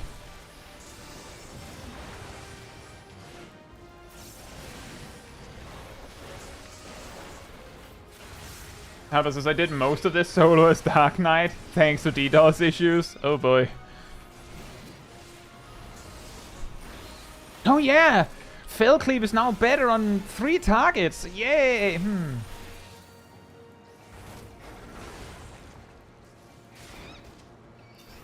Yeah, exactly. Back in late Endwalker, I ran into trouble beating the DPS check on Caetsu, and I made the mistake of suggesting that it wasn't possible. Cat then tested every single tank to see which one could do it. And hilariously, if I remember correctly, didn't you land back at doing it with Warrior at the end of it all?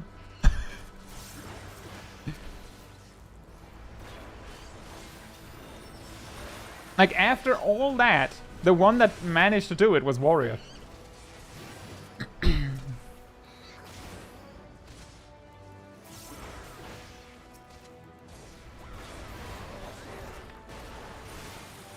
All roads lead to Fellcleave, especially now that they reworked Inner Chaos to be Fellercleave.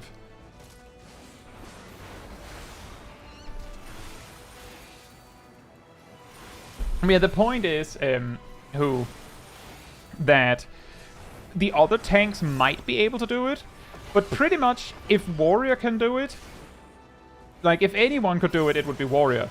The other tanks might be able to do it, but if any of the other tanks can do it, it's pretty much just like, yeah, and also Warrior.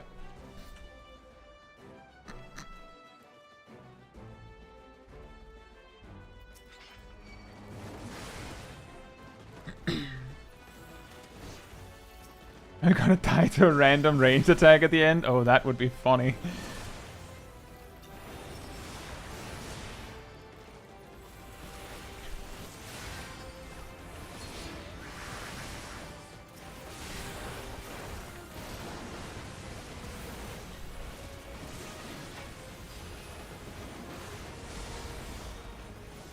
I wish I had Primal Wrath by now. And yeah, exactly. The time, as Matthew says, where Warrior might start to run into problems is if there's like a super tight DPS check. But the problem with Caetsu was a super tight DPS check.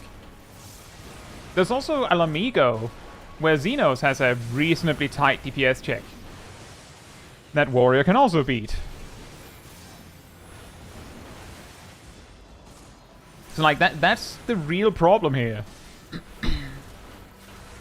Like my best suggestion is, if you want to see if it can be done, the best you can do is try.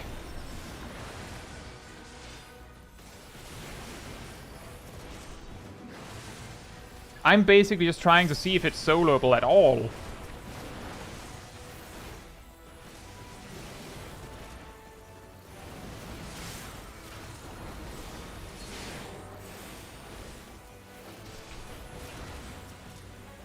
I think I overextended there.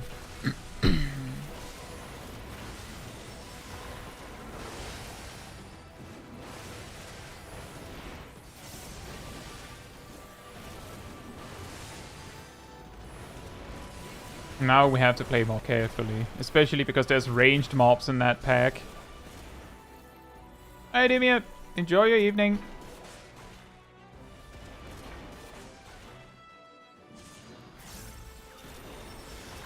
That's a really inconvenient time for Circle AoE to be in the way.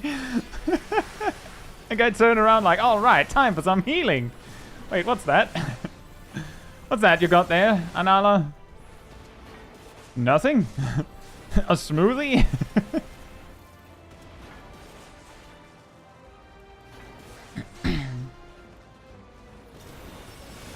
Would soloing be easy with gear sync down, or is the difference negligible? My gear is synced down. It depends on the content and what gear you have access to. When you have... If you're using gear appropriate... Like, if you're getting synced down, then it means that whatever stats you have on your gear, like, however much of those stats can actually fit on gear appropriate for the dungeon level, will come with, which means that sometimes you'll have slightly more stats than you otherwise would, like slightly more crit or slightly more something else. Maybe you'll have a nicer stat distribution than you would if you had actual gear from that level. But when your gear sinks down, materia stops working. So, for example, in this level range, there's a reasonable chance that maybe I'd get more value out of using, like, level appropriate gear. And, having materia in it, which is not what I'm doing. Like, I'm just using whatever gear I happen to be wearing. And I'm actually using Endwalker food.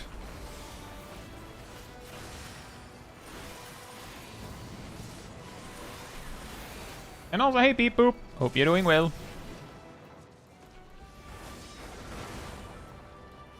Not from Earth says, I think the only dungeon DPS check in Dawntrail right now is Alexandria boss. Am I forgetting one?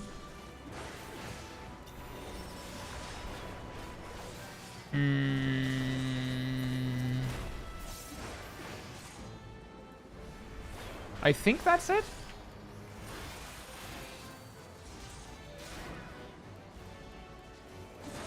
Isn't there a point where high item level sink down is better than current item level plus melts? Yes, that is correct, law-abiding Pokemon. That's also why I said it kind of depends on how big the difference is. Right now, because like the gear from this dungeon is like, I think 660 or so, 666 or so, and like we're working with like at best 730.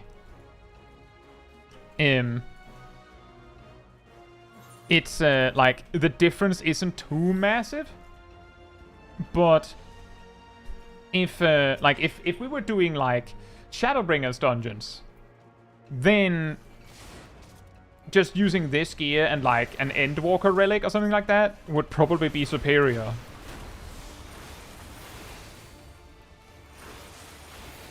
You can pentamelt matching eye level gear. Yeah, if it's crafted.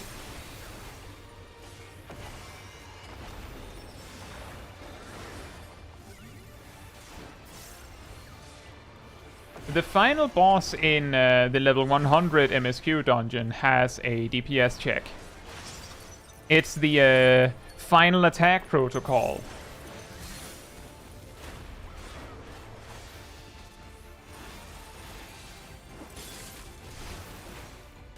It's just, I think usually people finish it on 40%.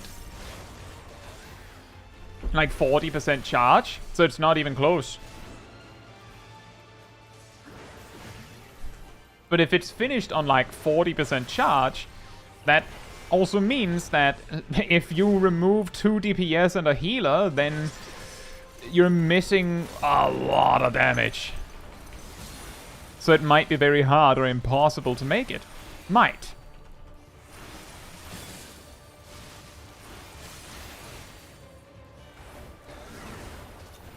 Oh yeah, I also need to heal myself.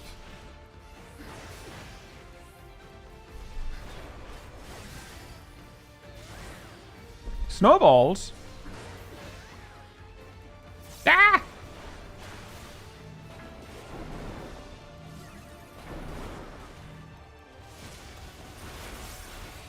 Hey Shaq, hope you're doing well.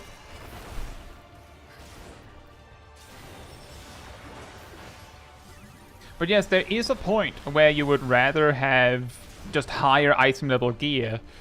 You can actually see this happen if you ever look up like ultimate best in slot lists. Oh, right. Oops.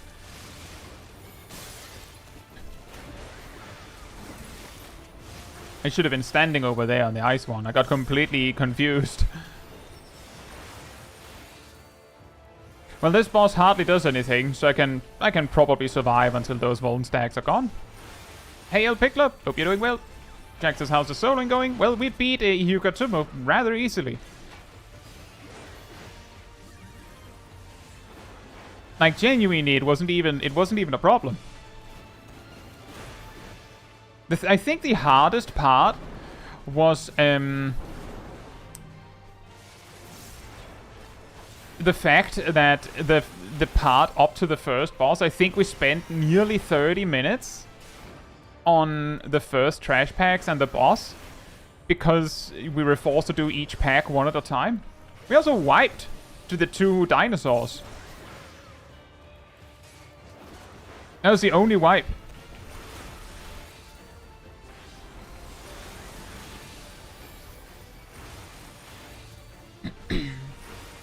But yeah, if you ever check like ultimate best in slot sets, you'll see something weird. Like for something from Stormblood, you'll see maybe a piece, like I'm guessing it's even less common now, but you'll see some pieces from Stormblood, and then the rest will be like from Endwalker or above, because all that gear is just so much stronger.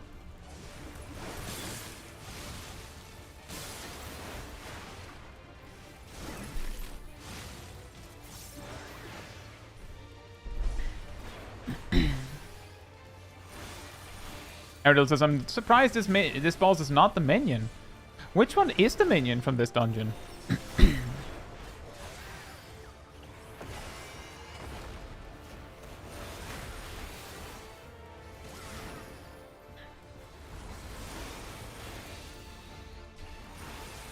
I have to say, though, these bosses are chunky. I say, Ihuykatumu and feels Baraman.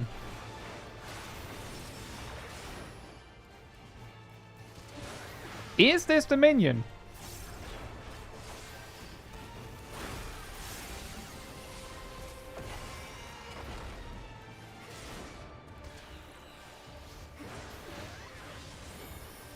It's a little ads with no headpiece. Ah.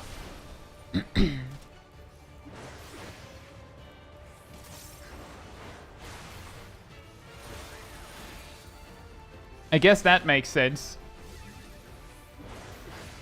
Does it at least have bunny ears?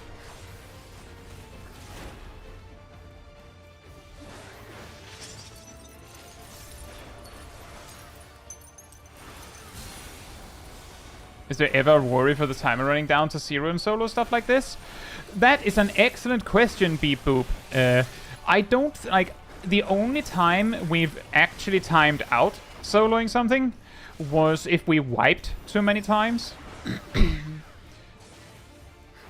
And the times where that had actually been an issue, we could usually, like, figure out that, like, on a second go, see that, oh, well, we, like, into overall, the amount of time it took to actually do the dungeon minus the wipes was less than 90 minutes. So far, I've not, like, actually had issues with the timer beyond it being mildly annoying to have to go in again.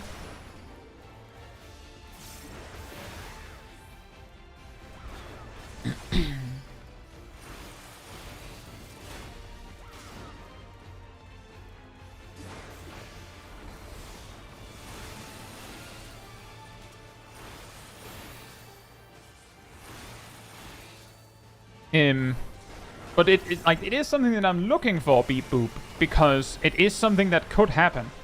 Like, if I remember correctly, Shadowbringers and below, we would usually finish a dungeon in under an hour. Most Endwalker dungeons took like 68 minutes or so, like in that ballpark, which is also the amount of time that Ihuykatumu took, incidentally.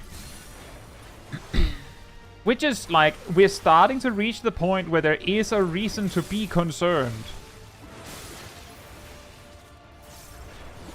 Because there's like, we're starting to run out of time to take from, if that makes sense.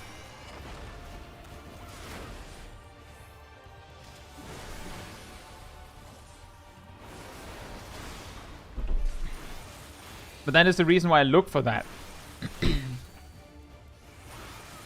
If it takes 30 minutes to do 1/3 of the dungeon, then like, it means that I have exactly 30 minutes for each part.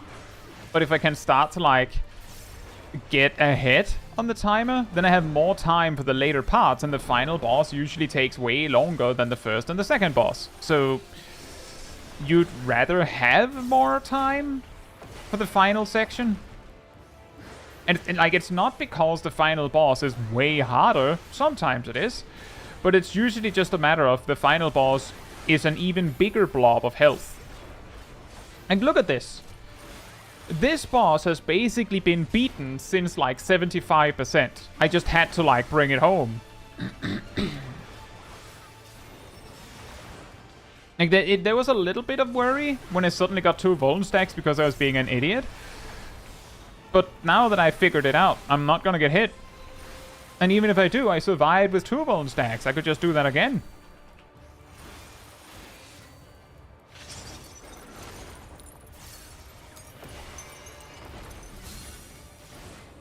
And that's very true, not from Earth. That is also something that I've said before when people have asked, could a different tank solo dungeons? And if the question is specifically Paladin, then it's often like, well, they'd have to use Clemency way more. And that would waste a lot of time.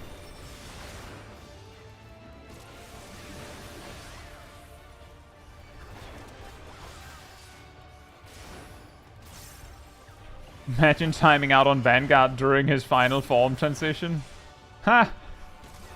That would be pretty weird, and that is a good point. That is a lot of time.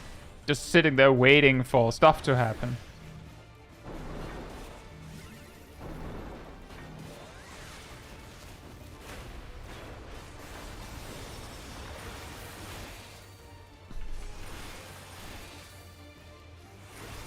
And yeah, exactly, Bronto. That is exactly the reason why I do big AoE pulls on all of the trash packs I'm allowed to. Because I need to save all that time.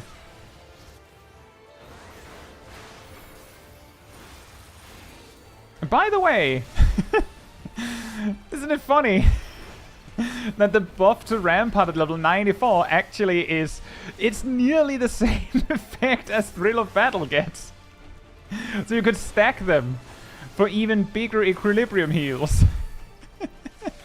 And yes, I'm doing that.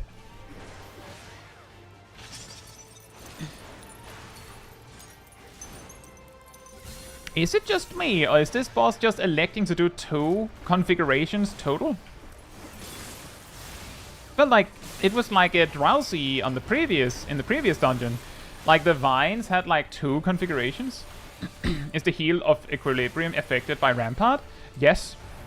Just like Equilibrium is affected by the healing increase from Thrill of Battle, both of them say healing recovered by actions. Or HP recovered from healing actions, and Equilibrium is a healing action. If it doesn't affect Thrill of Battle's healing, because Thrill of Battle heals you for 20% of your HP, and percentage-based healing is not affected by healing increases.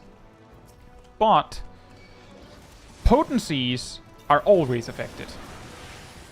But yeah, Thrill of Battle is not affected, because it is percentage. That's also Just to give an example, Benediction is also unaffected by healing increasing effects. It's mostly unaffected by healing decreasing effects as well, I think. With like, you know, there are exceptions where it's like, oh yeah, well, this means that you can't heal, so it doesn't work.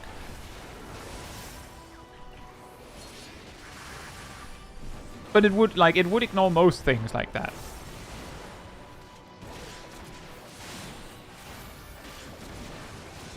Wow, those are some hefty tank busters. What in the world? Yowzers. Can you not do that? How often do you do that? I don't think I've ever seen you do that. Why did you do that?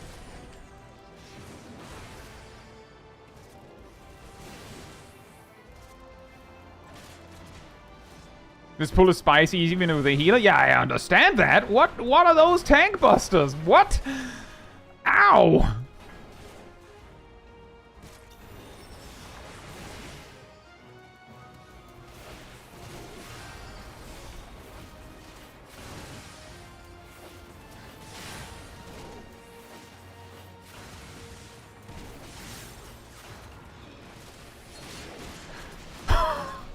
Whoa!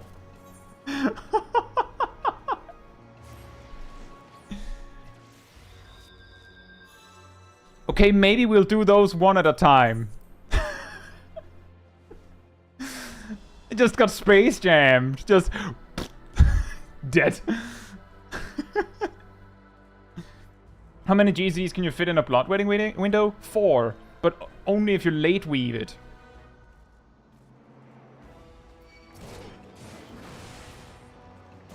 Can you tell me if it would be possible to enter solo with alts? Or do we need real players for this? If you can be logged in on multiple characters at a time, then hypothetically you could. But if you can't, then no. You do need to have a group of 4 players to get in, though.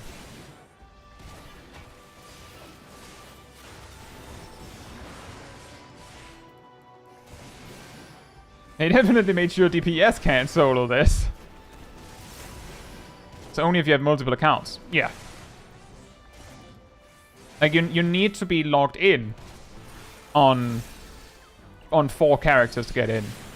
But I mean, if you like go to like something like Limsel of Insta and just shout out, hey, I'd like to solo this dungeon, can like I get 3 volunteers to help me like enter? There's a chance people will help you.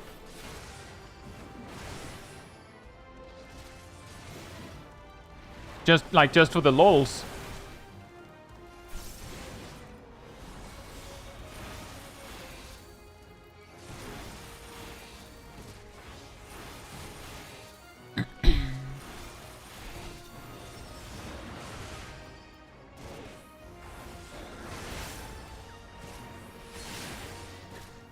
This pack is also pretty strong. Yeah, you could also use Party Finder.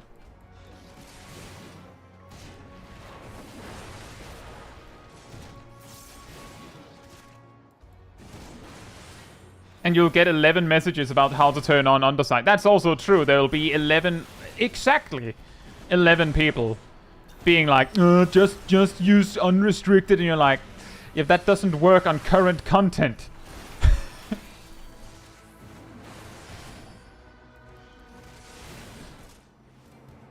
Just be aware some people might follow you around and laugh if you die if you do that. I mean, if they're specifically told they have to leave, then they can't do that. And yeah, if you actually want to have like the true solo experience, they have to leave. Like, they're actually helping you. So like, if they want to laugh at you, they have to leave because they're giving you party bonus. And yeah, I could absolutely imagine that, Cat. Like, of course. I've had similar experiences of seeing people asking for, like, help with something specific where, like, normally you do something else and people are just like, just do it this way. And it's like, yeah, there's a reason they're asking for help. Because they can't. Imagine if those 1% stats is the difference between a soloable dungeon or not. Sometimes they could be. Like, as we were talking about earlier, Bales's wall solo as a warrior is such a like on the knife's edge, close, that you need to be kinda lucky with with raw intuition heal crits and stuff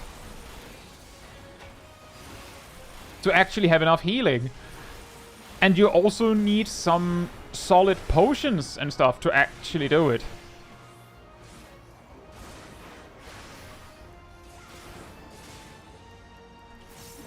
These guys are exceptionally good at timing their tank busters.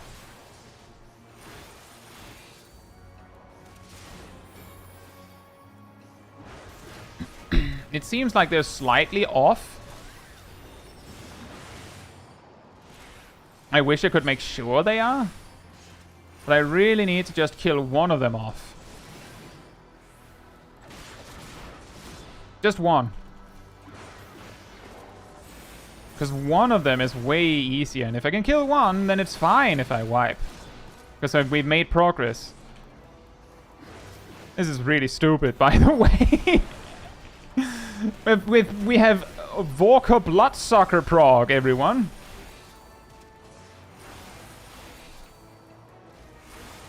Would selectively stunning them put them off sync? Maybe, but only if I manage to stun them, like, exactly when they're going to do it. Otherwise, I might actually do the exact opposite. Like, if they're both going to use their tank, like, if one of them is just about to use theirs, and then I stun it, then 5 seconds later the other one's like, you know what, I think it's about time for a tank buster, then I've actually made it worse for myself. But yeah, exactly, Obama. That is exactly the reason why sometimes it matters a little bit if you know what the mobs are doing in a dungeon. Are they immune to arms slow? I don't think so, but their tank buster is definitely immune. I'm reasonably confident it's just a cooldown.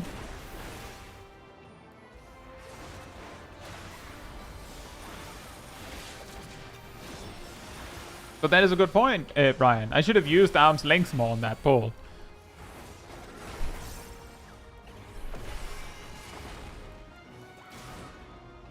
But yeah, the reason why I wasn't super focused on something like arm's length was exactly because their auto attacks didn't matter. It was just their tank busters, and I just, every time I used a defensive cooldown, I was just hoping that it would happen to coincide with their tank buster. It hurts so much.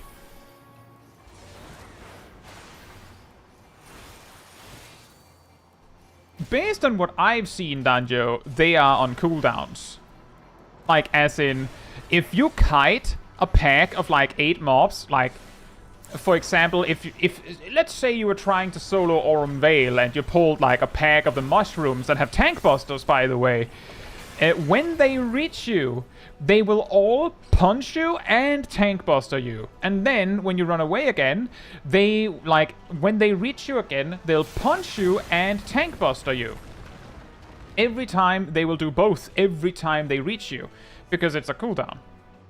There might be cases where a mob is like, it does it every X auto attacks, but from what I've seen, basically all of them are on a fixed cooldown. Parent says, are you any good at statistics? I mean, I have an applied mathematics degree, and I did have statistics courses in that, so it depends on what you need.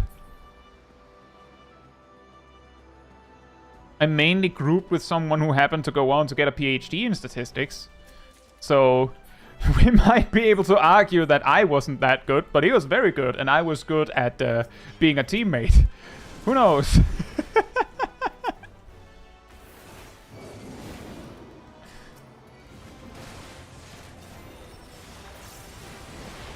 But what's the question, Perrin?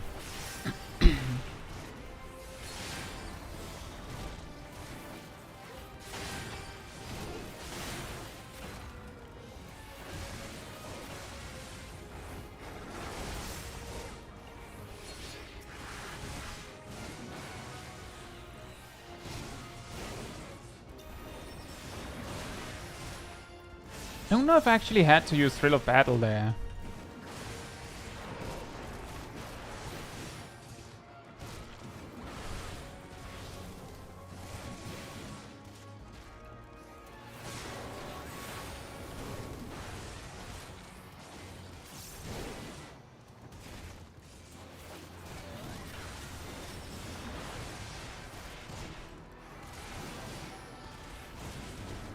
Holmgang it, force it to phase away.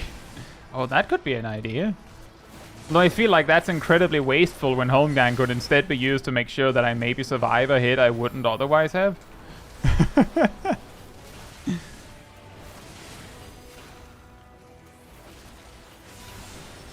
Whoa, surprise tank buster from the bird.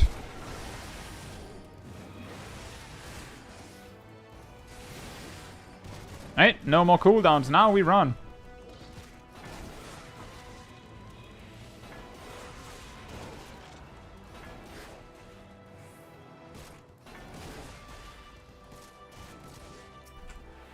Okay then, we ran out of space to run.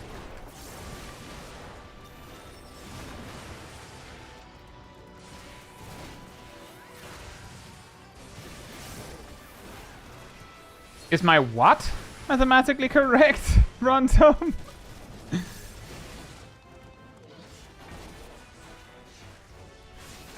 Ow.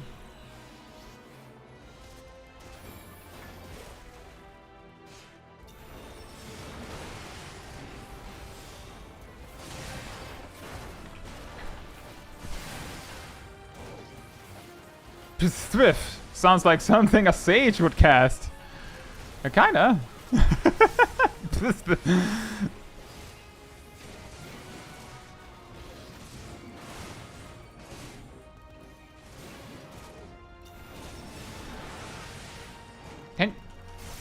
Can you all come down here? I would like more space to run. Come on down to the lower floor. Posture. I don't think it's mathematically correct. But apparently it's, based on what I've been hearing, apparently my posture is good. Or it looks good.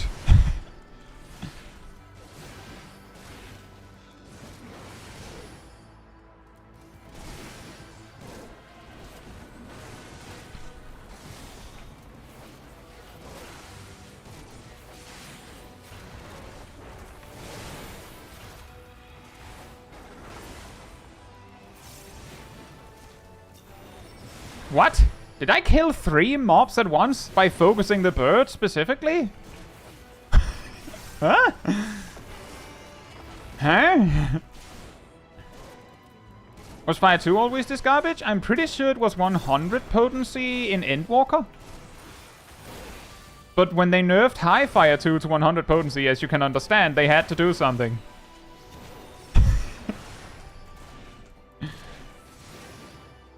And what they did wasn't go, maybe we shouldn't nerf it this hard. They instead went, well, then we have to nerf the lower rank as well, right?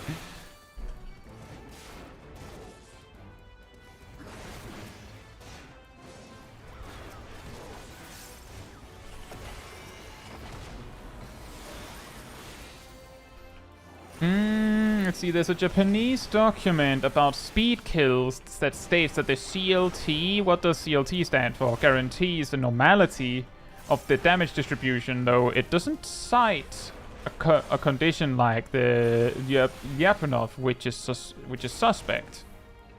Or it's a CLT. Central Limit Theorem. Ah.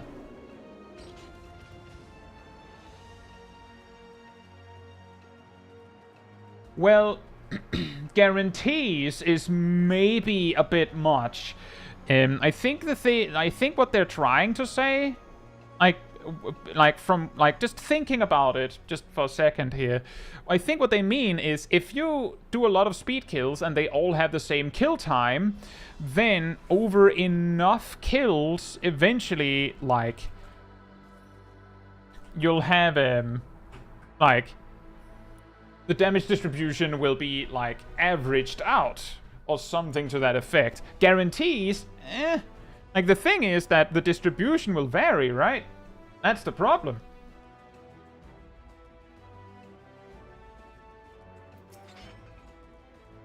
Hieronymus says, when it comes to posture, think Cider Spider won the meta with his makeshift standing desk. Well, I have an actual standing desk. I'm just also flat-footed, so if I actually stand at it, my feet will feel like pain all day. So I just use it to have a nice height on my Oh, this is going to hurt a lot, I think. It'll hurt my feet for the rest of the day.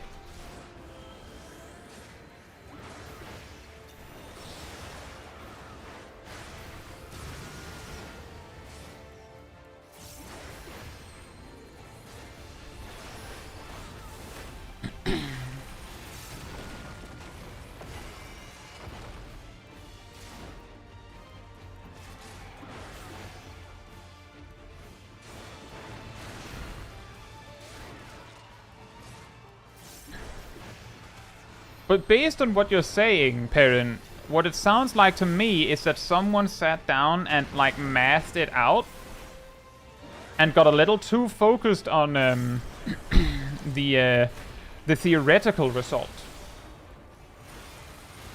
And that's what it sounds like to me.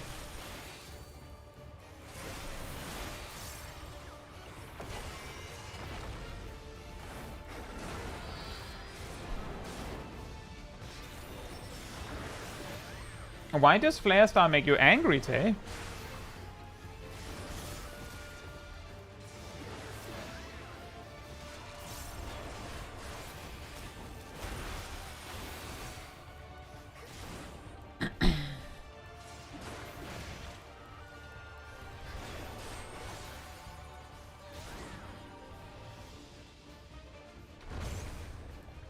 Why does that need to be both a glare or a gaze and a circle and then a gaze and a donut? Why?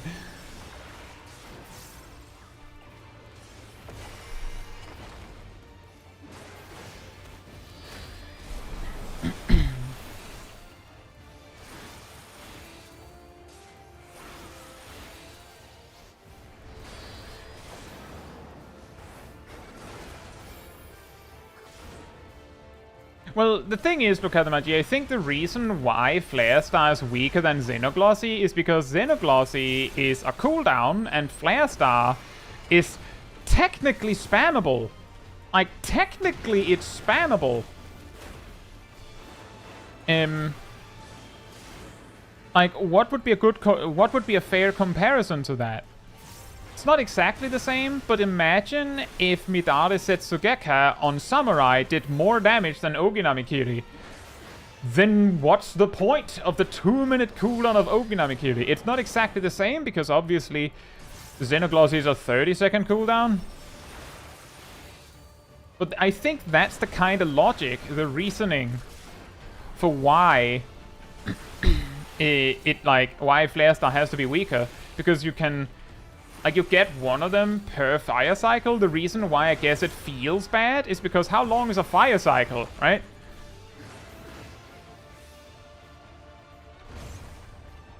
Like, a fire cycle is,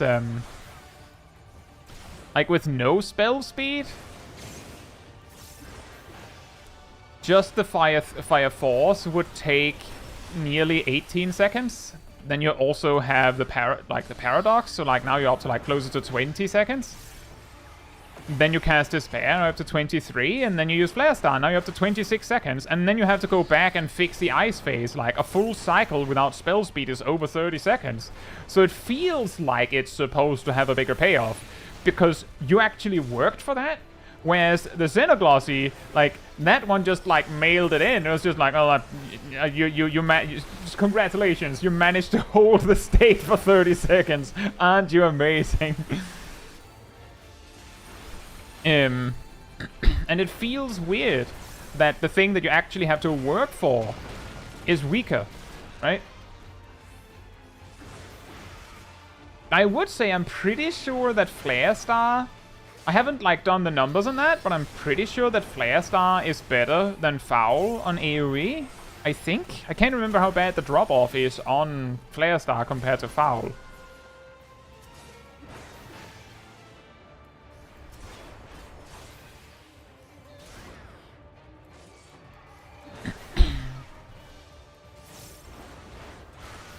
The new Umbral Ice Timer Freeze is so nice.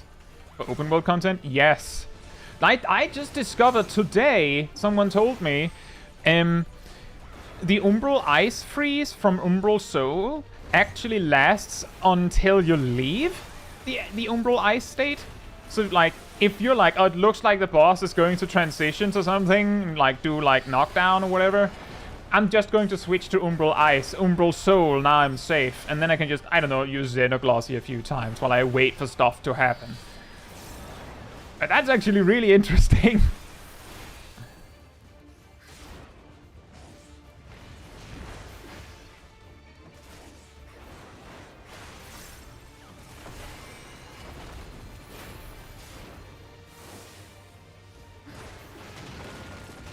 Okay, Dungeon, in that case, it's really close.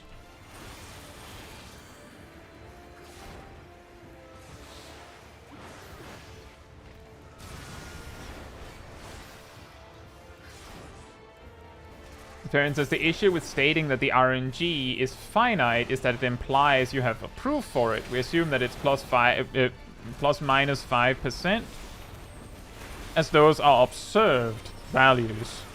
But it could also be a pseudo-random value in that range. True. I mean, stating something as this is true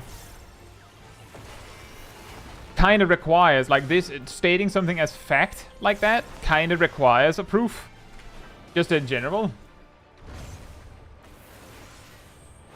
That's also part of the reason why I often... Like, the big math nerd in me is the reason why so often I'll say most of the time, even though the thing is actually every time. And there's, like, no exceptions known. I'll just say most of the time, just in case that someone finds an exception.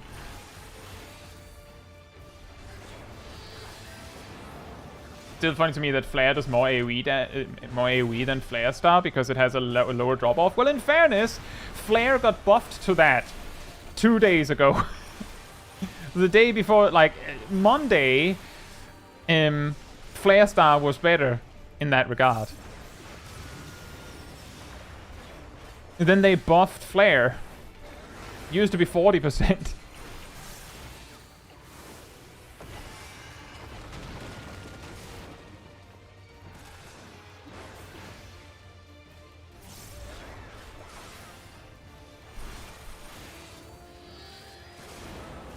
It used to be 40%, yeah.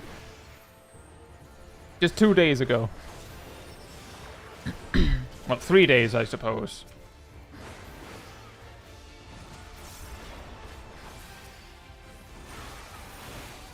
That debuff is concerning. I don't actually know if I've seen what that does, if it times out. Gives you just enough time to break it. That's very, very concerning.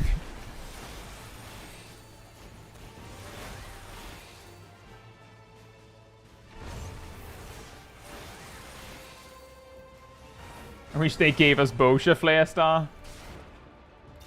Well, I mean... That's actually funny that they decided to call it Flare Star after making the Boshan Lost Flare Star. It's not relatable at all.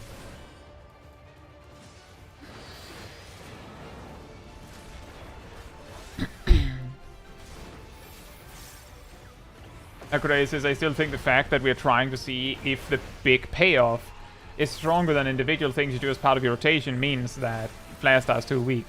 Well... That is, I would actually say that's actually a weirdly common thing with Black Mage. That because of all their potencies being like that. Like, that's part of the reason why I think non-standard came to be.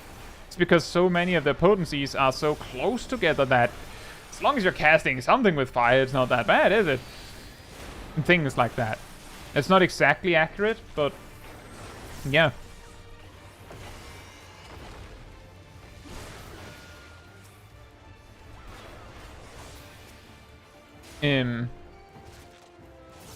But I will say, I think that comparing Flare Star to Xenoglossy, on the one hand, it's unfair because Xenoglossy is supposed to be like a cooldown. And technically, you could use as many Flare Stars as you like. So it's fair that Xenoglossy is stronger. On the other hand, if you actually wrote out the full standard rotation of Black Mage, you get less Flare Stars per minute than you get Xenoglosses per minute. So, Flare Stars should be stronger, right? I don't know what's a good comparison to that. Should Wormwind Thrust be stronger for Dragoon because Wormwind Thrust is the big payoff? I think it's 480.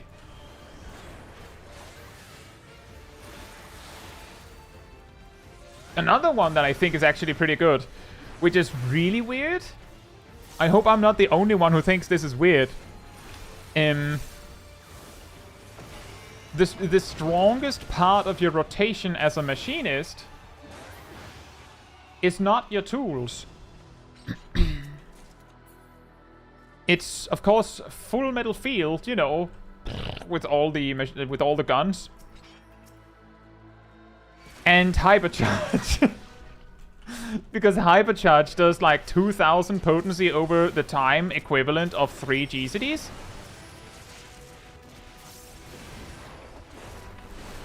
And like your tools do 600 per GCD, which means that they average 1800 potency over 3 GCDs. So spamming Blazing Shot and checkmates and all that is actually better.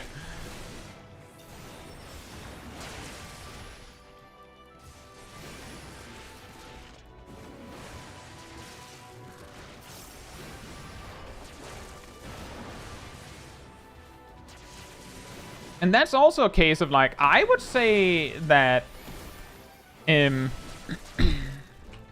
at least in my opinion, the stronger one should be the tools. Like, those are the cooldowns. But should they? Like, I mean, the battery gauge is also a bigger payoff.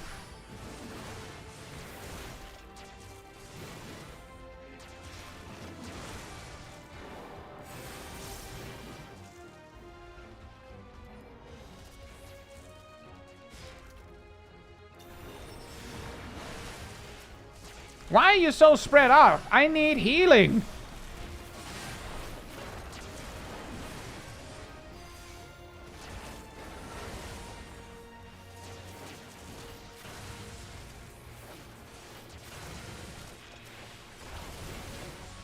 This is I don't think we can actually beat this. The ranged mobs are causing a little bit of trouble here.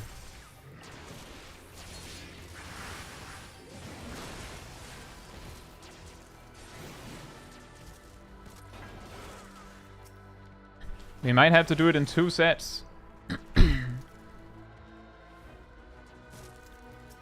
Might.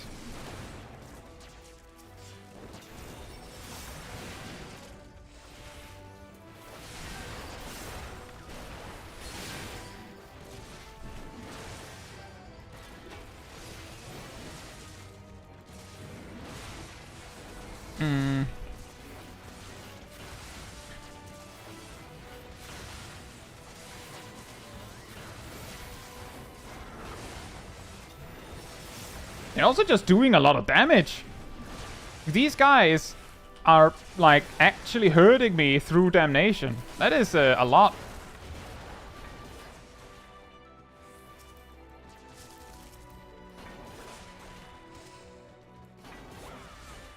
The safest I can do here is just run. Just, like, fight mostly when I have healing.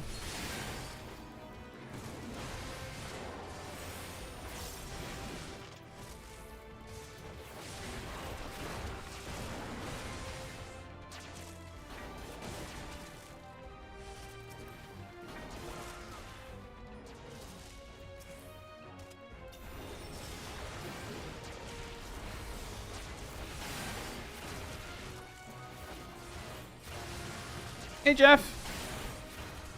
Thank you so much. I really appreciate it.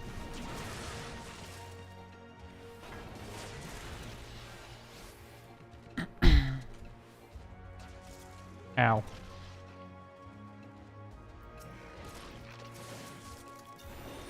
Why are you so spread out? Come back here. Get over here, Tulichu. Like, come here. What are you doing over there? Genuinely, what are you doing over there?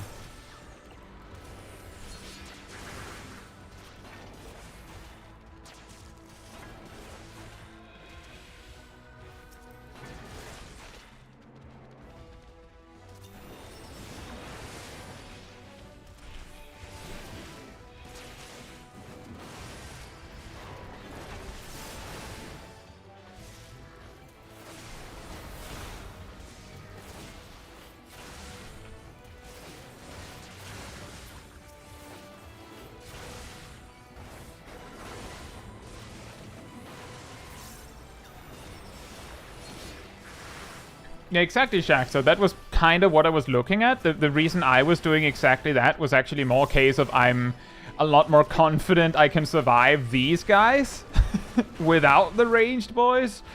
Like, just my perspective was like a survival reason, where yours was like, well, you could also do like, you could get more uptime.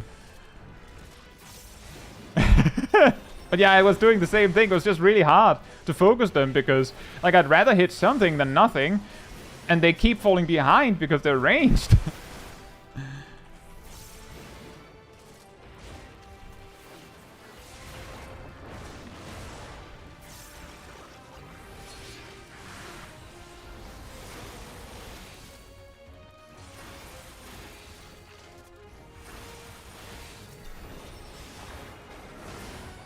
Oh.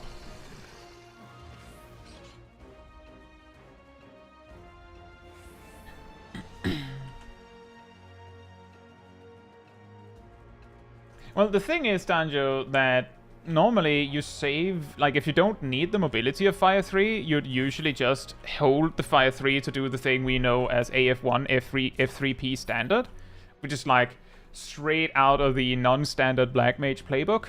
The way you do that is you keep the Fire Starter, go into the Umbral Ice state, do whatever you need to do there, and then when you're ready to switch to Astral Fire again, you finish with an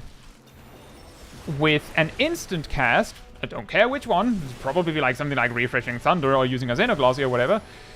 And then you transpose, and then you use Fire 3. Because using both a cold Fire 3 and a hot Fire 3 by spending the Fire Starter before switching out and then going back is worse. Because all your other spells in Astral Fire are just better. You'd rather have more of those. But, like, that specifically also comes with the detail that it's only if you don't need the mobility. AF1, F3P is standard now? No, it's just called that. Partly because I think it's considered part of the standard rotation, but it has always been called AF1, F3P standard. Like, that has been part of its name.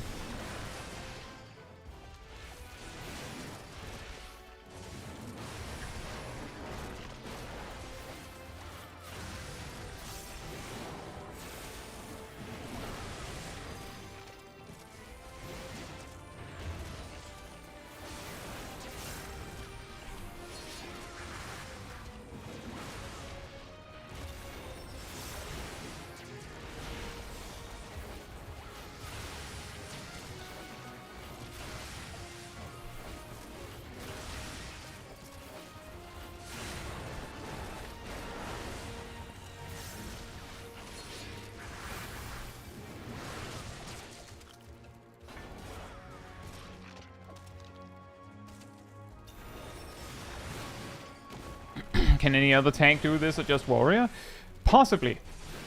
It's just a case of if anyone could do it, it's Warrior. So it makes better sense to test with Warrior first.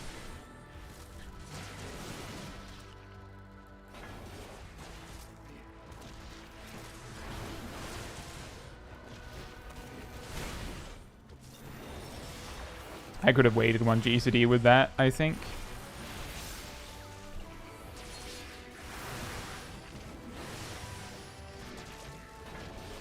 Just going to run a bit. Get a little bit more cooldowns. Hopefully. This time is getting questionable for Paladin? Yeah. Still haven't seen the final boss.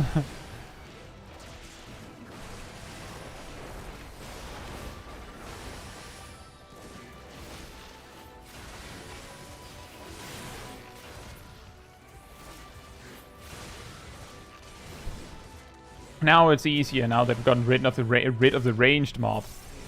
I mean, it's possible that any tank could do it, come on. It's just about, like, trying.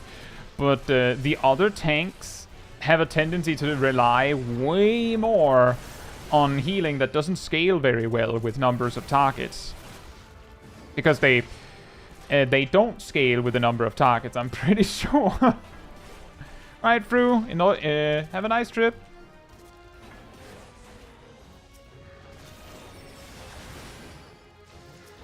They make the sound of World of Warcraft's aquatic form.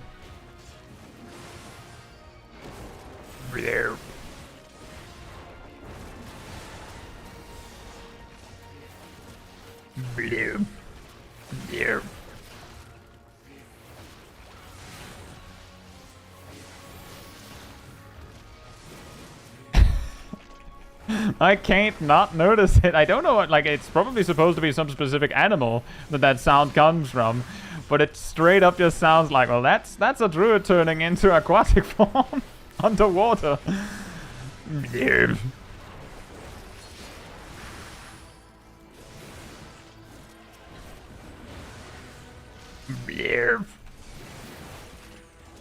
Exactly, Abyssal Drain is like the only one. And it's situated on Dark Knight, which is probably like, it's not even close in the contest of being the worst at this.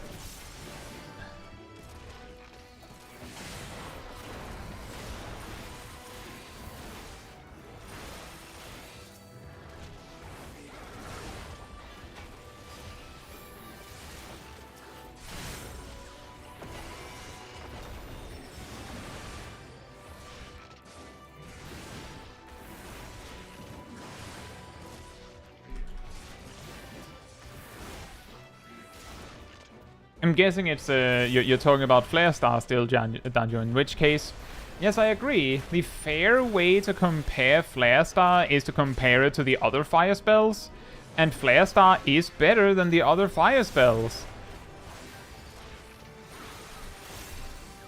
But it does make sense to be disappointed that it isn't better than Xenoglossy, simply because, as I said, it actually takes more effort and more time to build up to Flare Star than it does to get up to Xenoglossy. Xenoglossy is every 30 seconds and they just give it to you. Whereas Flare Star is like in total, a full loop, it's like almost always over 30 seconds. And it's like strict. You could fail it. You can't fail, like, you can almost not fail getting Xenoglossy. And in fact, there's a button that just gives you one every 2 minutes. It just gives you one. Cries in white paint. This boss could be a wall. Does he have a DPS check, a really strong tank buster, or a stack marker? Maybe if he has like pillars to soak, that could also hurt. This guy's alto's kind of hurt. Oh, that could also make a difference. Is that a half room cleave? Nope. Not quite.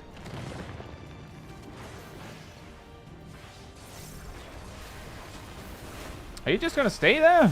Okay, you're gone now.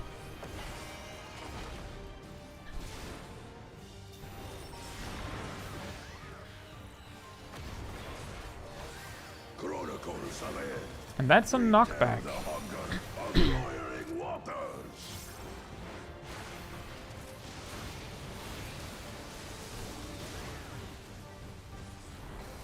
will take the measure of your resolve. As long as you don't measure my height. Oh. Oh no. Ow. Wait. Huh? What? I was like, oh, I'm going to die now.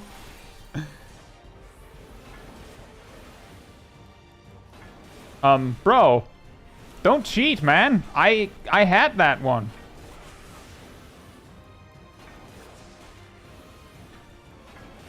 I hope he only does this once, because this really sucks on my damage output. Spirit of my brethren, your thunder roars. How much damage are we talking? That was pathetic. Thank you for the damage buff, though. That should endure my fury. It did what? It did like 6k damage. What's going on? His auto attacks hit like a train, and then his mechanics are just like... Chronicles of Air, record the cruelty of merciless storm. Oh, that's going to be annoying.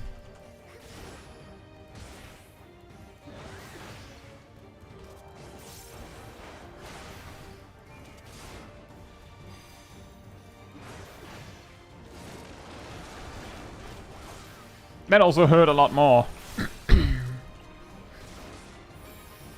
Nice. Easy. This nice big crit heal.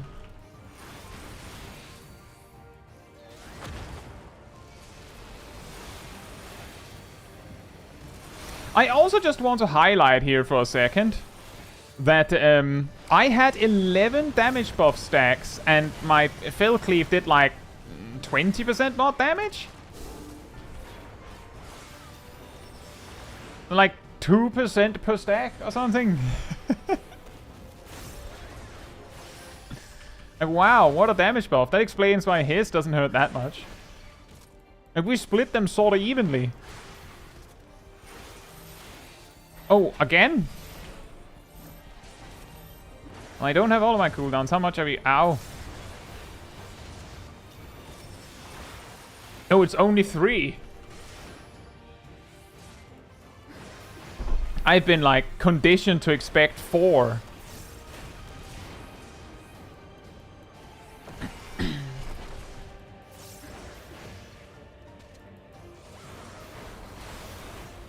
Indeed, Cyanide. It's almost... They probably planned it like that.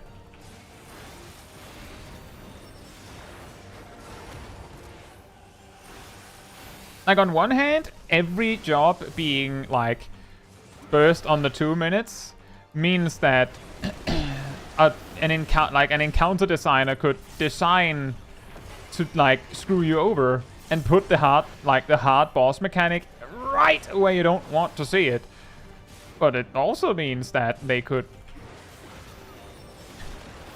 make it in such a way that it just so happened... I think I just killed my Bloodwedding there. That is incredibly stupid.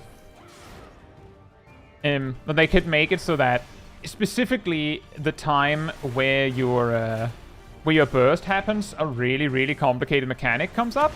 They could also make it so that exactly where your burst comes up, they give you a nice treat.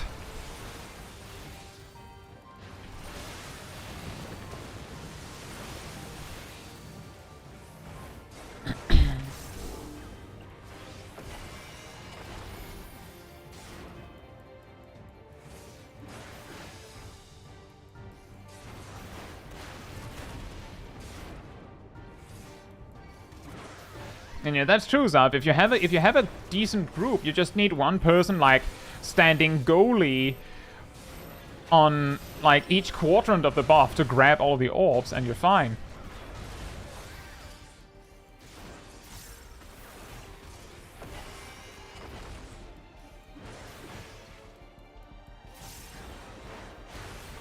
Yeah, exactly, Gleaming. Precisely. I also noticed that on M2N, just the normal version, the 2-minute burst comes up during the bullet hell. The normal version, by the way.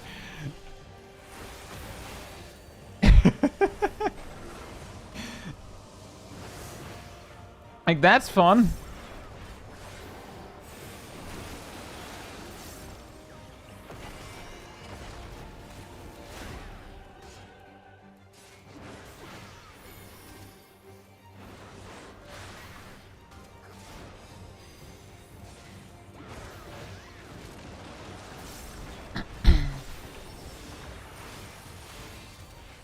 It's not any better on Savage. That does not surprise me.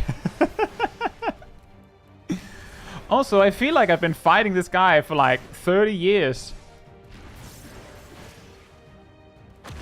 We're going to make it. We started this fight after 30 minutes left.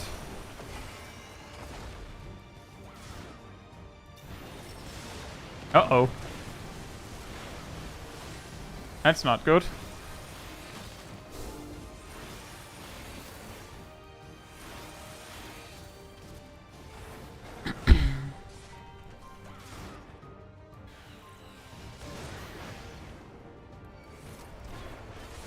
Can you, like, hold it with the big tank busters for a bit? No, never mind. It's fine. I can take it. I'm good. I'm totally fine with that. It's okay. Ow.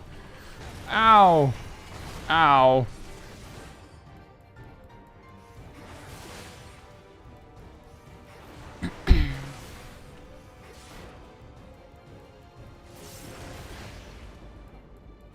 I think it might be better if I specifically save my knockback immunity for the fire and water mechanic. That seems to be harder to dodge than getting shot against a tornado.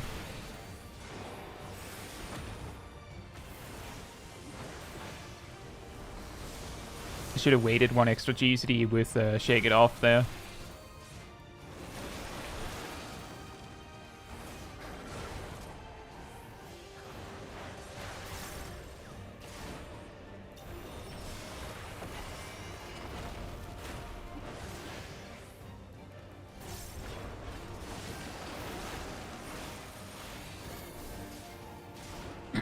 His multi-stack marker comes around faster than every 2 minutes. So my damnation is slowly drifting away from it.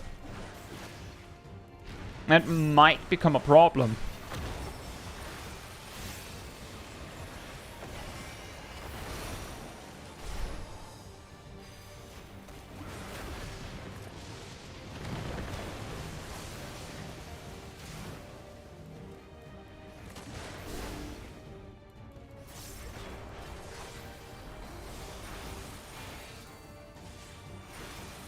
He stopped talking.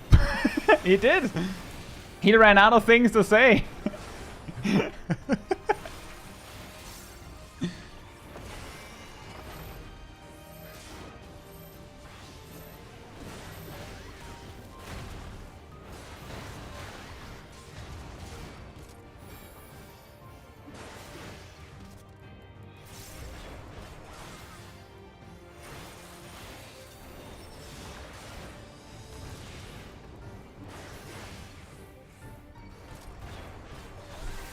I wonder where that rock comes from. Did he shove that rock up into the air previously, Gireen? Did anyone notice?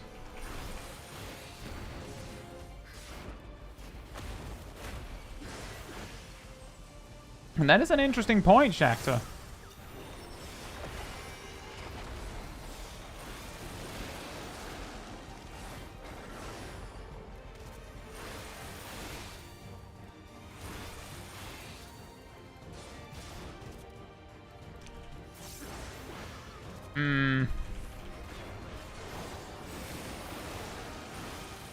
I have a really hard time, like, picturing how to angle that so I don't just throw myself right into a tornado. I can't kill your son as I'm pouting now. He's just angry.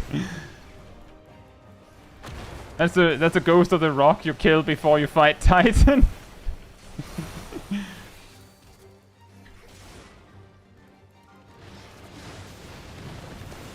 The ghost of rocks past. Ow.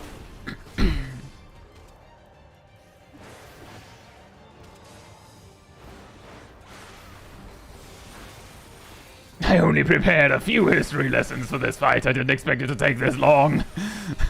I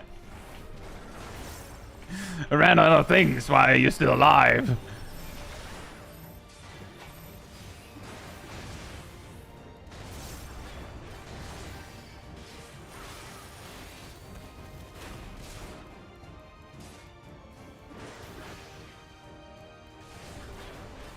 Imagine if Extreme Force just these guys' version of Titan. That would be pretty funny. Turns out they also believe in Titan. Wouldn't be too surprising, they kind of look like him.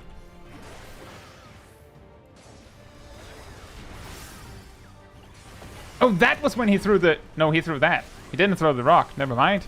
He just threw us a green stone tablet.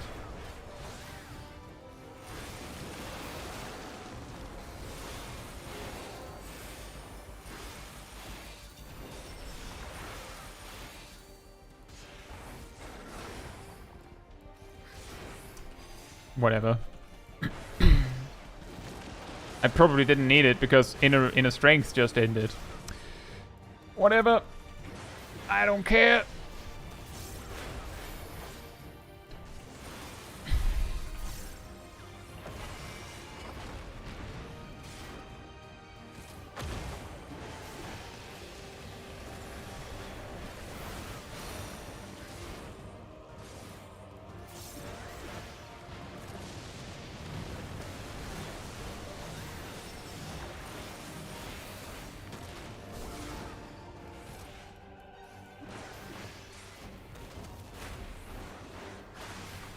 And the reason why your ether pack disconnects, Obama, is either because you run out of gauge. Like, that's the obvious answer, of course.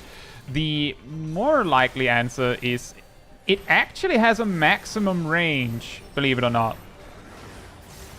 Like, its maximum range is stupidly long.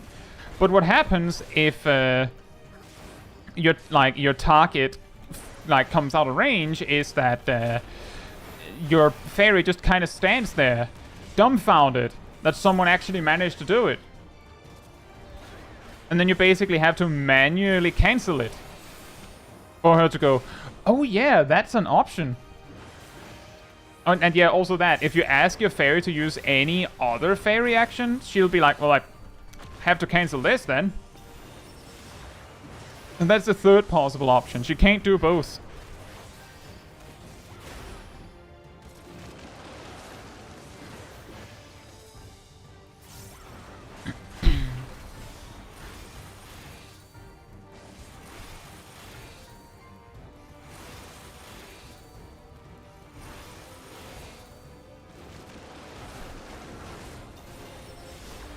I didn't even realize that it still had knockback immunity.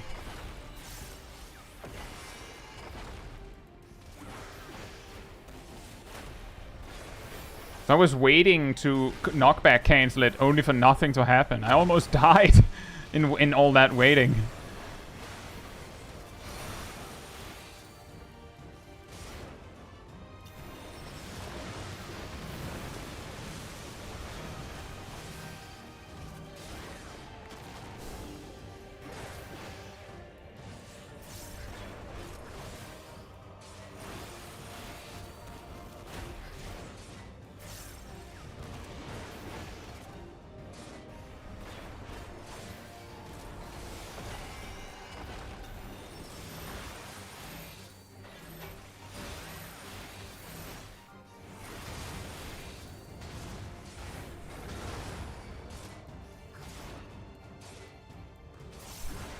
I wonder who took more damage in this fight, the boss or Kai. That's actually a good point. This is one fight for the ages. Looks like we're evenly matched.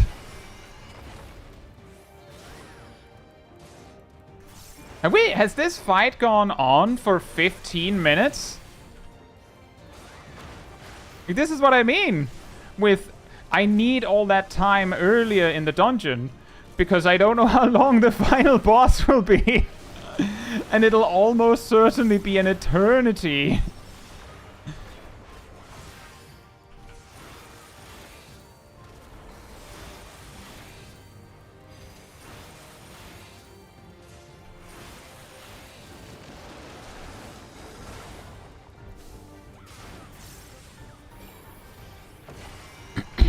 We're almost there.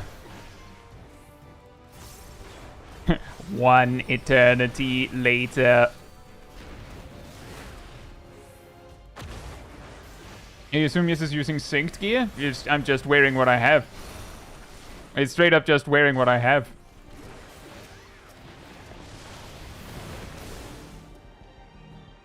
Boonk. Yeah, looks like you're tired. I understand that.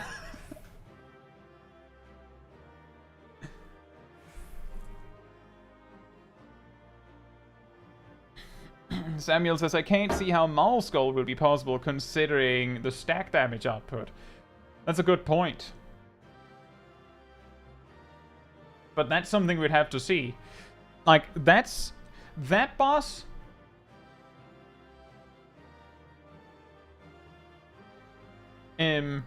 has a soft enrage, from what I understand. And the soft enrage is the stack marker. Like, the most dangerous mechanics in the solo challenge is things that require more people and actually punish you for it. Oh. Well, there you go. It's that easy. Minion get. But mechanics that require more than one player and actually punishes you significantly or sufficiently for not doing it. And stack markers. Especially stack markers that... like, things like that actually hit hard or flat out ignore damage reduction. They exist in dungeons. And something that keeps increasing in danger over the course of the fight can also be a problem. Like, let's say Maul Skull is, like, let's say that I think it hits 3 times the first time he uses it, and then 4, and then 5, and then so on. We don't know how many times it goes up to.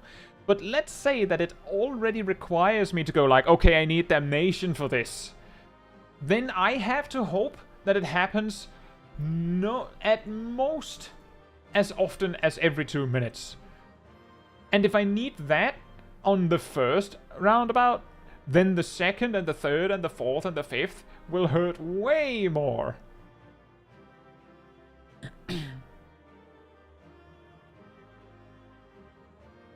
Titan Summon, that goes up to 13 hits per use.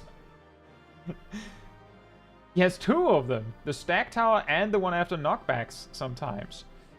But exactly.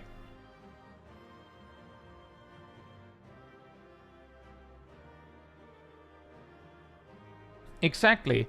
A mechanic, like, also there's also, of course, on the list, is DPS checks. That one is also pretty brutal for a solo challenge.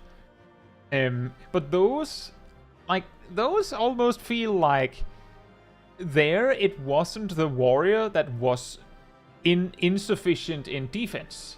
There it was the warrior that was insufficient in offense. Like, it's a different kind of failure. That doesn't mean it doesn't count, but it's just like, well, if the boss had fought me fair and square, then I might have beaten them. But then they did this. But when a boss just, like, escalates the damage and then eventually beats you, then you could argue, well, you didn't have enough damage to kill the boss before it killed you. Yeah, then again. Here, on this boss, I would say that I proved on every boss in this dungeon that I had defeated them, like, before the halfway mark in the fight. Because they couldn't beat me in that long. Like, I managed to recover and basically reset enough times to demonstrate that they can't win as long as I'm playing correctly. Whereas if a boss has a gradually increasing mechanic, then each, like, loop it's different, because the next loop is going to be stronger. Whereas with this guy, well, he had the intermission that hit like a wet noodle, and once that was over, I had basically the entire fight figured out and we're good. Shakta says, I have a question. I'm going to get to try out current extreme for the first time soon. Once I finish MSQ, one thing that's not clear to me is when I should use feint as melee DPS. Any pointers?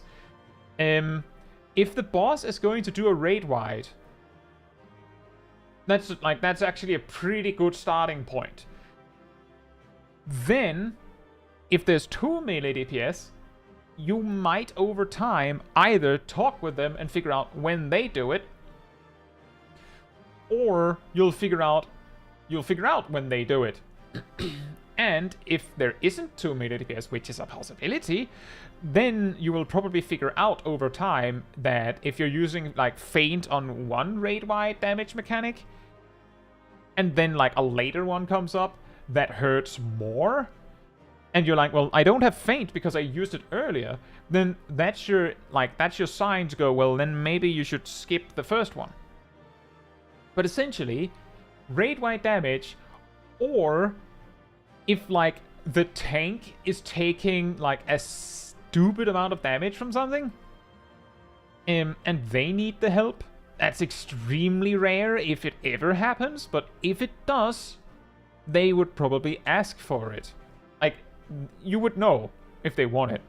In like more casual content, if the boss doesn't have a scary raid wide, you could use feint to help the tank also. But basically, yeah. Boss doing a raid wide, feint.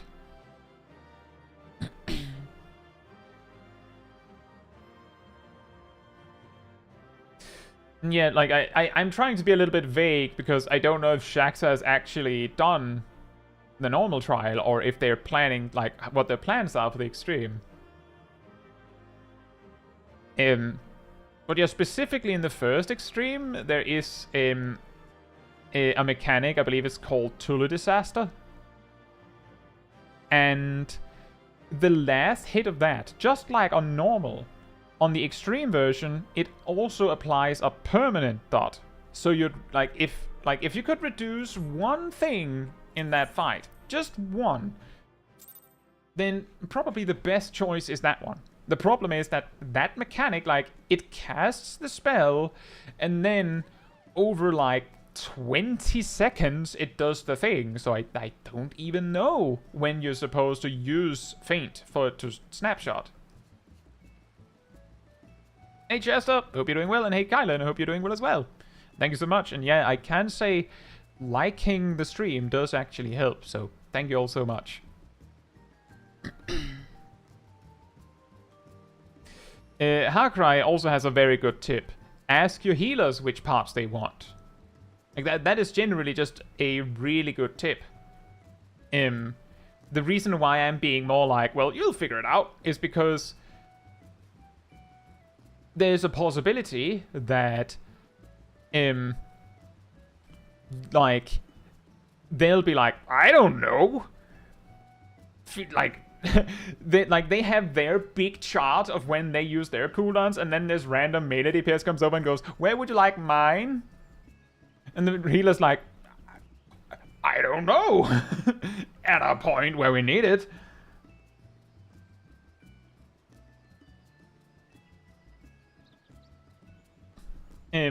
But if it is difficult, like if you're having trouble, then asking the healers when they would like your assistance isn't a bad, that's not a bad call. Gleaming says, can I be honest, both when healing and tanking this fight, I never noticed where the Tulu Disaster dot was ticking. That's a good point. I don't know either. Got 4 clears and I just never noticed. Let me put it like this, Gleaming. I have 20 clears as tank, and I also don't know. But, like, my clears were, like, half-Cs, I think, between off-tank and main tank. And what I noticed is that as off-tank, I didn't need to, like, worry about my health very much. Like, aside from when I had to tank something, like a tank buster. When I was main tanking, on the other hand... I was too focused on how much damage the boss was doing to me, just smacking me around, to care about that dot. So I don't know. I think a better way to figure it out would be to, like, maybe look at a log. Like, if you have, like, a logged attempt, then you would be able to go in and see how much damage you took from the Tulu Disaster dot and be like, I think you would be able to at least. And if you can, you'd be like, okay, that's a lot. Or maybe you'd be like, that's nothing. But yeah, I think it's just a matter of, let's say that the Tulu Disaster dot over the course of the rest of the fight does like 4 times as much damage as any other mechanic. but it's just that it's metered out over the rest of the fight. So if you could reduce one thing, it would be good to do it on that. Even though it's just like, it just feels like an omnipresent extra damage detail on all other mechanics. Like, I don't really know. I mean, the thing is, in regards to Feint, is that my experience as melee DPS with a second melee DPS is that we had enough Feints between us that any mechanic that called for it, we had it. Which is the reason why I said, I mean, if you figure out when the other melee DPS is doing it, then that's good enough. Isn't the dot unique? Yes. I guess? I don't know. I'm pretty sure the damage, the application of it is magic.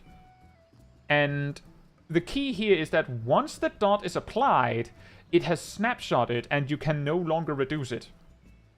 So let's say that you figure out a minute later in the fight that the dot is actually pretty bad. The only thing you can do about it at that point is barriers, because it has already snapshotted your state. Like, damage over time. The icon could be wrong. That sounds unlikely.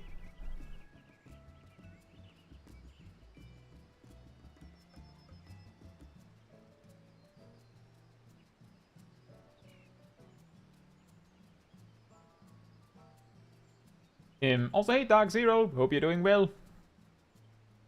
You can say right now an unmitigated raid wide in the raid tier Savage is death now. That doesn't surprise me. Wouldn't that be weird if it wasn't? The Tula Disaster's dot also guarantees my Reaper Shield pops and gives its regen. So what you're saying is that the Tula Disaster dot does over 10% of a melee DPS's HP over, like, 1 to 2 ticks? Is that what you're saying?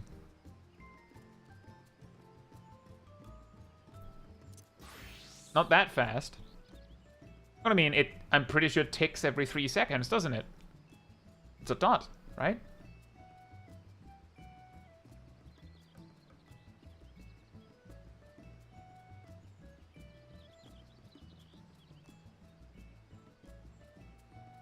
Can you just spam the Samurai Shield for a bunch of Kenki? I don't think Tengetsu counts a dot. I'm pretty sure it has to be an attack that actually smacks you. But I could be wrong on this. I'm pretty sure you have to get smacked by something for it to count.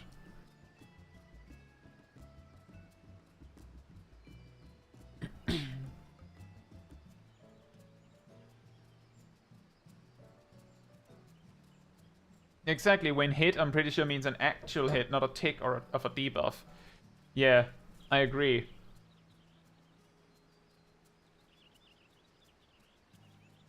I think so, Gleaming. That very likely might be it. All I can say, like, as I said, I've only done Extreme 1 as Viper and Warrior, and Extreme 2 as Viper only. So... like, actually, I can't remember where I heard this. I can't remember if it was in relation to one of the extremes, but I actually read, like, something someone said where they were like, oh yeah, Warrior needs a little bit more help with mitigation for... and then I can't remember, like, what thing it was, but weirdly, that doesn't sound too far off, because Warrior's damage reduction game kinda sucks compared to the other tanks. Like, Warrior's really good at healing. But, you know, if I could choose, I would rather have damage reduction when someone applies a dot to me. Conga line. Yeah, that sounds about right.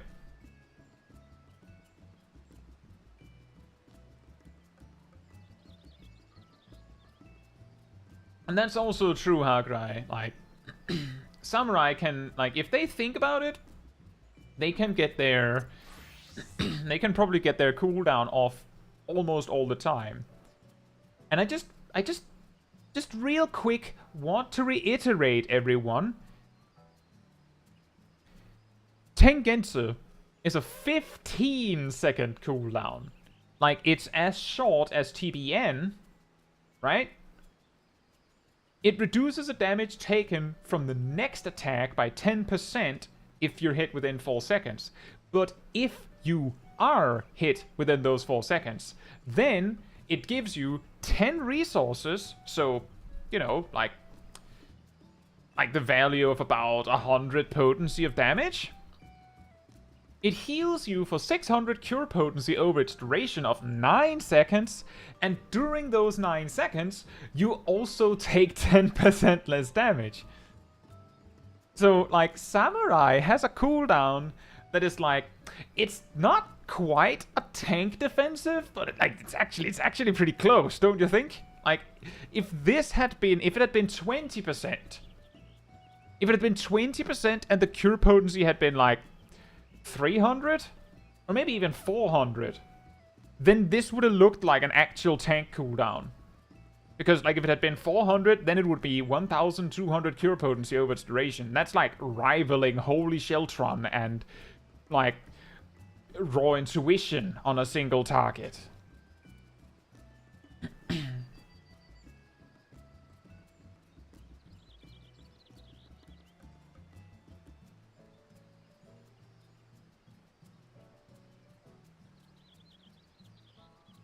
Samurai off-tank new meta? That would be really funny. But yeah, exactly. This is crazy good. If they buffed the damage reduction and the cure potency, then this would be like an actual tank cooldown levels of power. Like, if they made a new tank and gave them, well, basically this. Like, they just gave them this and, like, bumped the the power of it up a bit. Then I think we're getting somewhere. Like, 15-second cooldown might actually be awkward, because you'd want to, like, do this, and then when it runs out, another defensive. Could it survive mountain fire? The Samurai? No. Not without help.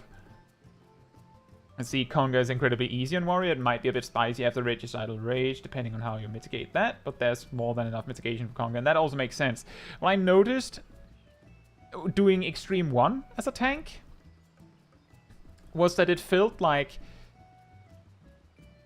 it was only a problem that I used a cooldown if I actually needed that cooldown for the next mechanic. Like, the immediately following mechanic. Otherwise, it was like, oh, it's fine. I'll have, like, 2 other cooldowns for something else. And I think I remember that I heard that Extreme 2 has so little going on for the tanks that usually when they need it, they can just smash cooldowns.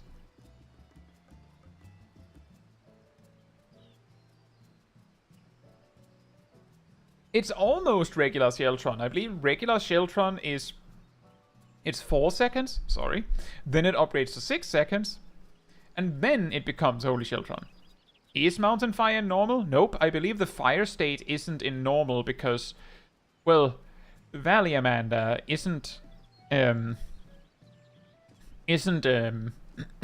tune with its fire. Or something like that.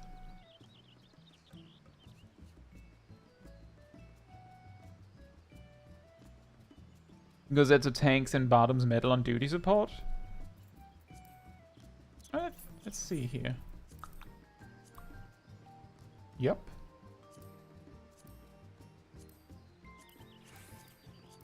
In the Burn and Gimlet Darks, Hien does. I wonder what kind of cooldowns he uses.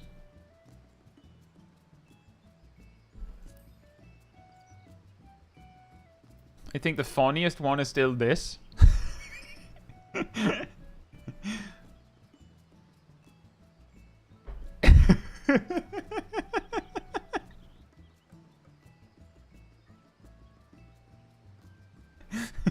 The Ihuykatumu. Yes.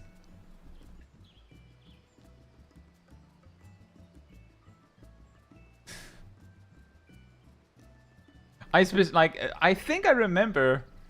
Is Alphino not there for that? Nope. I think I remember that I specifically went into this, like, looking at my squad and being like, are we not missing a healer? And then I saw this, I was like, I mean, I guess that works.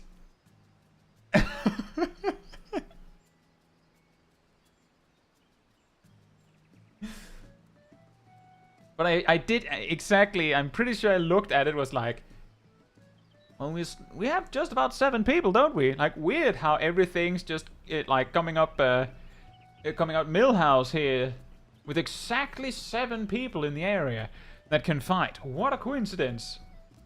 Does Dawntrail DPS there? Let's see. No, Vuklamat DPS. Well, she's not even a warrior, everyone. She's intrepid.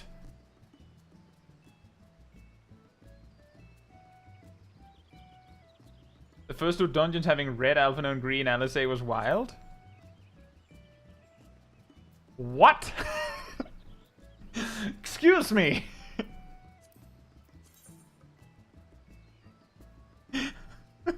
What?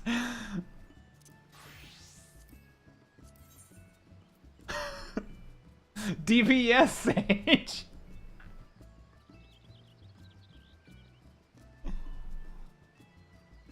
These twins need to pick up a tank. Red Alphino is cursed. I'm more confused that they didn't go, well, he's an Arcanist when he does this. Oh, wow. That's really funny.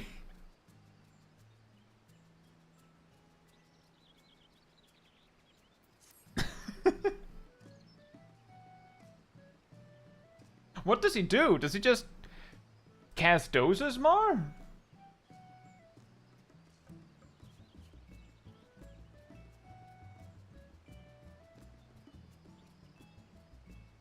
Intrepid is just warrior in the native Terali dialect.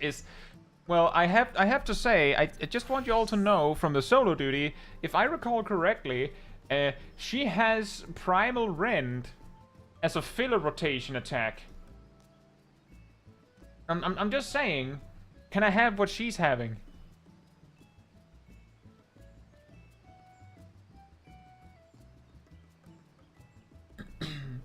Does healer LSA also spam limit breaks? I hope not. There'll be nothing left but a smoking crater! And then she just heals everyone.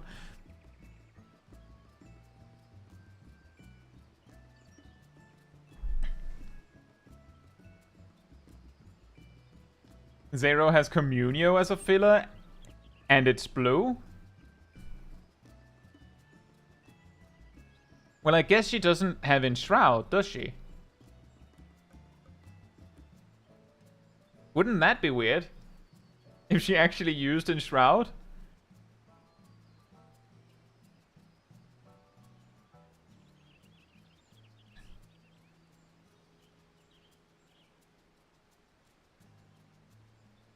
Who's that healer in Doma Castle? I think it's Steve from accounting. Yeah. Steve from accounting. It's just some guy. The DPS is also just some guy.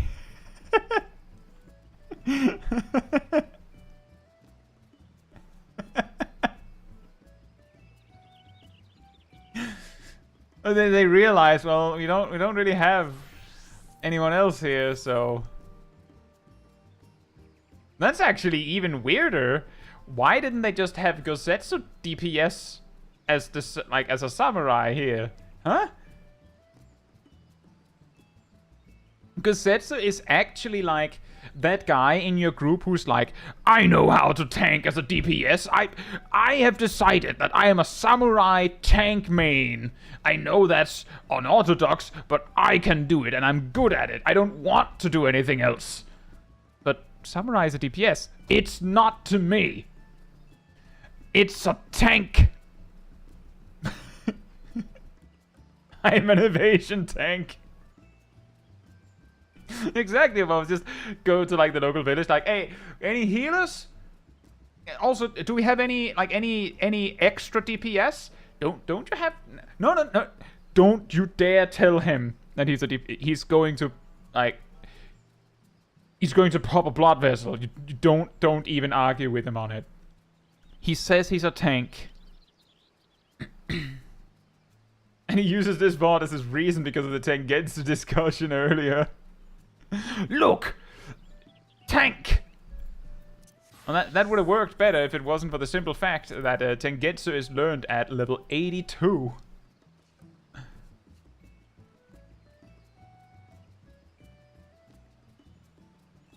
Exactly, Emily. It's interesting that the Shadowbringers and later MSQ dungeons were built knowing duty support was available, so the story is set up so that there's actually people there for you. That's exactly it. It's pretty funny that, like, if you're not paying too close attention to the MSQ, you can pretty much tell that something is afoot throughout the story when it's like, oh, we were, like, walking around 2 and 2 or maybe 3 and 3.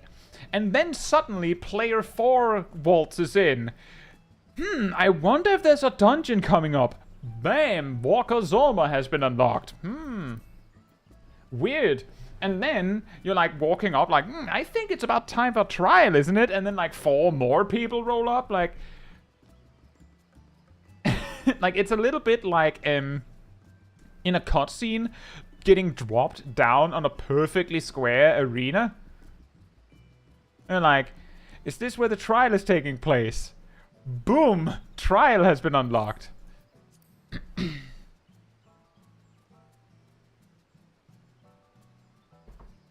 But that's true. It has this effect where when you go back to before Shadowbringers, there are duties where it's just like, why are you here? Why are you here? Because they, like, you know what's even weirder about this? You know what's even weirder about this? Let me just switch to healer just to double check. If I remember correctly, are these 3 not supposed to be doing their own trial in Bottom's Metal at this time? Like, at that very moment? How can they be there with me? Isn't this, like, supposed to be something we're doing each individually? How can you both be doing your test and also helping me with mine? Or in this one is the same problem. In the MSQ, you do this dungeon, at the end, Aymeric and Elfino are like, how was your test? If I remember correctly. And you're like, how was your test? I'm like, what do you think? You were there.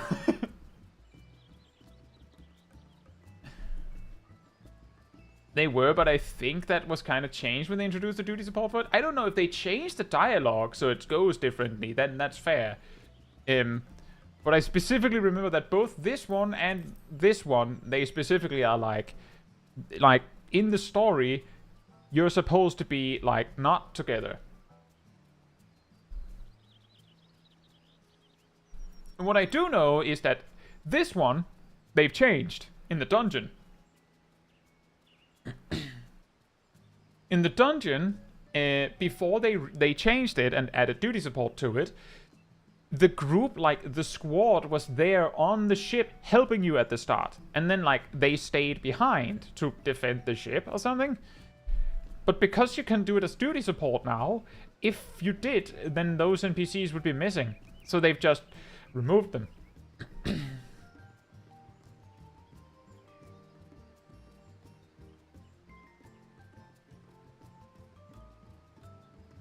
Easier to change if no voice acting was there. Oh, there's still localization to keep in mind.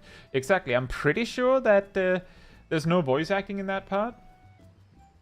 Yurihin says, I definitely remember they changed the dialogue leading up to the 59 dungeon. Oh, and then maybe they did. Also, this is hilarious.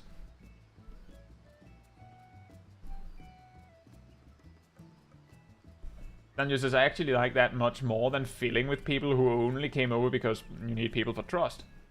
Graha Nishtola should have also been replaced by Fervent Mamulja or Bulky Yakui.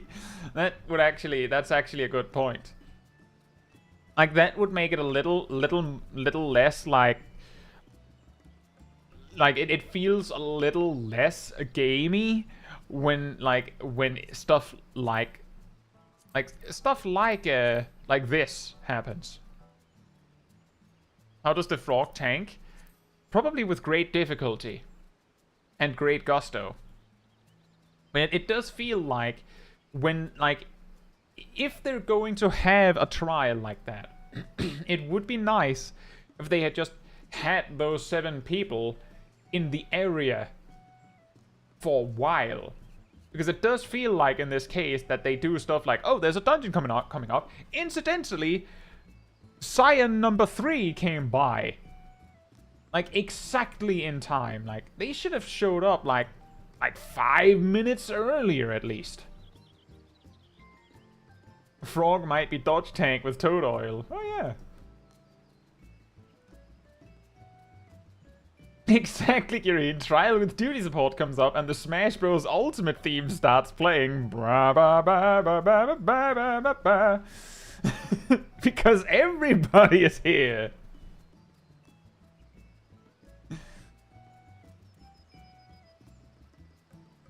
Gleaming says, I'm still confused as to why Estinian was even here.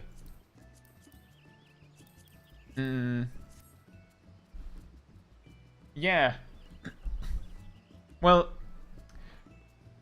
I know that it kinda seems like a weird cop-out that he just randomly is there, but he did basically go through the same kind of logic that we did, in a way. Of, well, we've kinda explored all the other directions. Maybe we should go that way. And then he happened to end up exactly where we were. But, like, let's say that the story was like, well, you could go in 4 directions. And it doesn't matter what order we did. The thing that happens to happen to have in common is that we all left the same direction for last. They say he found work or whatever, but he's just kind of around, and we do get to talk with him. We don't get to talk with him very long at all. Well, like, the way they show it, Gleaming, is that they show him at the port, where he's like, when's the next ship to, like, when's the next ship to the west or something? And they just go, huh, and then he just goes on it. And then he gets to Tyrol, and then, I guess, a big boy, the Dawn Servant, realizes that, oh, Estinian is a big strong man, I want to fight him. And then he fights him, and then he gets paid well. Like, he actually, like, basically gets like, alright, here's your fee for fighting me.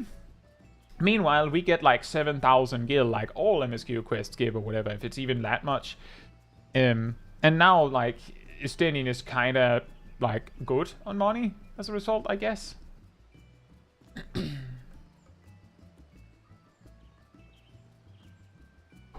Like, basically, from what I'm hearing, Estinian got the adventure we thought we were getting.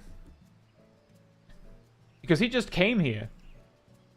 Like, he just came to Tyrol, and then he found, like, a source of money. And then he was like, oh, excellent, now I can just kind of tourist it up and do whatever I want. And despite that, he still ended up getting caught up in the trouble that we, like, were part of. Like, he still got, like, he did everything in his power to just be like, no, I'm on holiday, like, I'm on vacation, whatever, I'm not here. And then, like, the world just went, nope.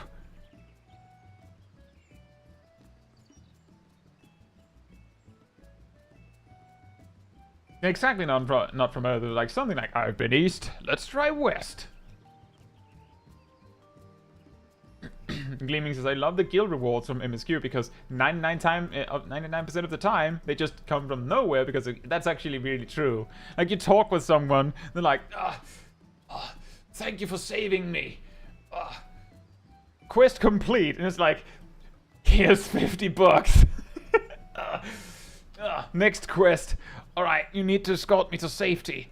And then you, like, escort him to safety and, like, thank you for helping me. Here's 50 bucks. Quest complete fanfare. Which starts to make it a little strange when Estinian's like, oh yeah, I fought Glol Jaja.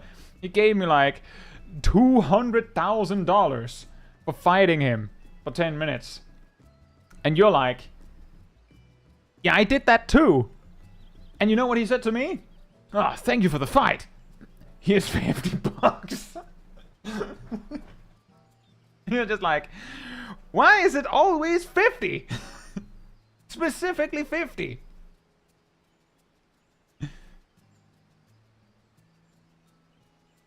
The planet is not ready for whenever Estinian decides to try it down.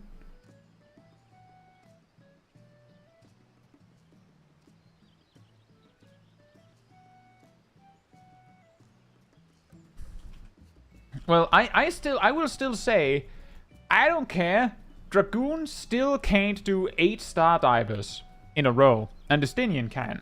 Like, I know that would look way dumber, but why is it that Stardiver gives me something other than Stardiver? Why didn't they just make it so that I get 2 or 3 Stardivers? That would be pretty, like, that would look extremely stupid, but it would be really funny, wouldn't it? Like, use Ihuykatumu and it's just like, just this explosion of buffs, and like, 3 Nastrons, 3 Stardivers, I don't know, like, 2 or whatever this is, I don't care. here's your entire burst, or whatever.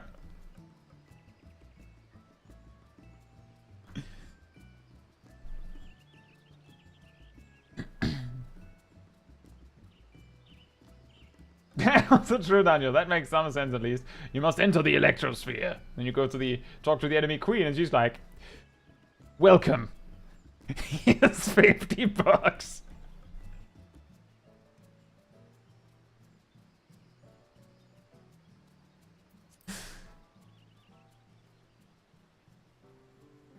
I don't know, Shiro. The only thing that I know is that his Stardiver looking attack looks exactly like Stardiver, and he spams it way more than we can.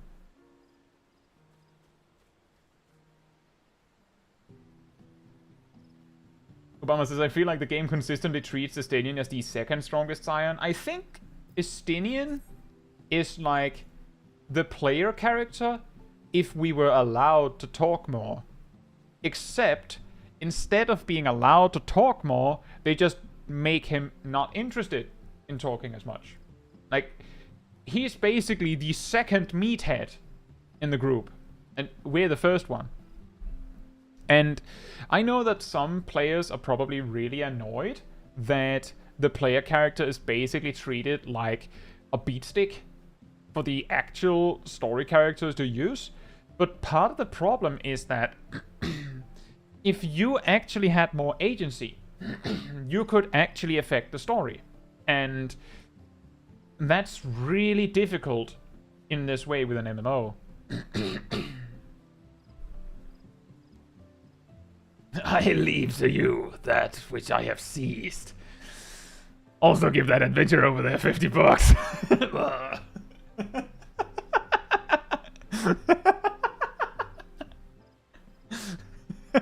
I also seized those.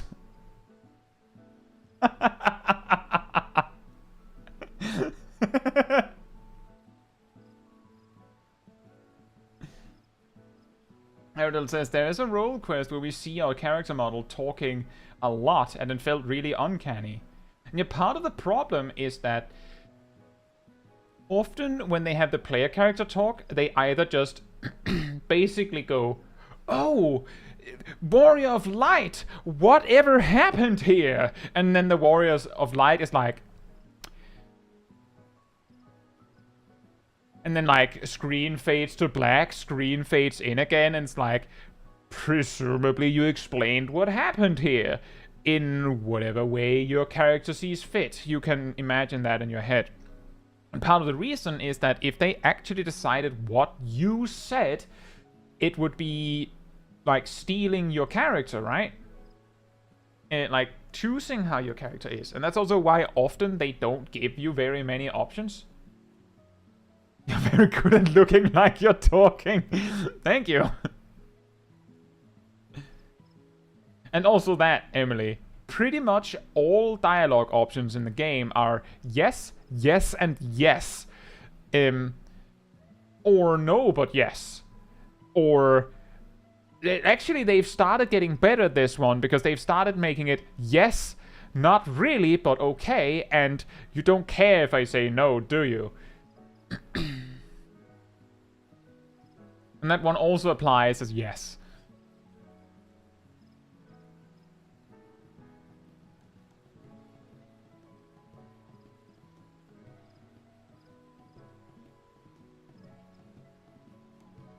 And 4 dots. But yeah, the reason why they do this is exactly because by removing the agency from the player is also allowed to imagine their character as whatever they like. Whatever they like. And because the story basically is 1, mandatory, and 2, doesn't let you choose anything, you can imagine your character as whatever they like and just leave it like that.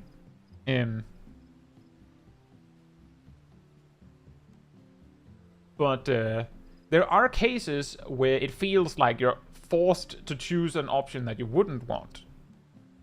But it is difficult because, like, a specific one that I remember, I think Fubuki mentioned that they had problems with it. The part just before the final duel with Xenos, where you're basically challenged and your options are, yes, I have to, and I must. Where some players might feel like, no, I don't want to duel him. I just don't. But the problem there is, of course, that if you were allowed to envision your character as whatever they are, and the story actually enables that, then it runs into a problem that sometimes happens in D&D stories, I think. Like in player-made stories, like groups. The guy that doesn't want to adventure anywhere. They don't want to go. They don't actually like the party at all. They don't want to go. How do they go on the adventure? Somehow they get forced. So if your character is not a fighting person, how did they get to that point, right? No way to explain that.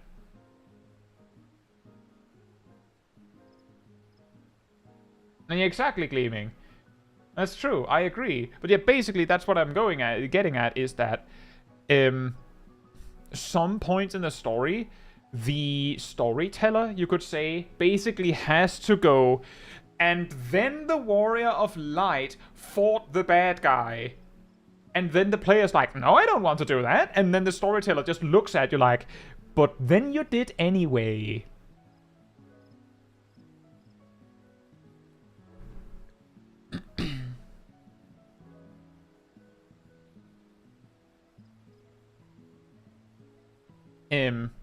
And the storyteller is basically like the dungeon, like the D&D game master, going, and then the players met in a tavern, and then one of them is like, well, actually, my character would never hang out in the tavern, and like, but then you did this time anyway, because I said so. And then the adventurers became friends, but my character hates everyone, not today. And then the players went on an adventure to the Cave of Weirdness. But why would we go there? We don't even know what that is. You do now, and you're going. Because that's the story I planned today. That's, of course, like, at some point it becomes railroading. But, yeah, exactly, Shiro. At some point, the DM is eventually just going to say, that's not an option. And that is the funny thing with the player that goes, well, my character would never join a group. And they don't like adventures, like, so how are you going to end up in this story exactly? Like, how? How?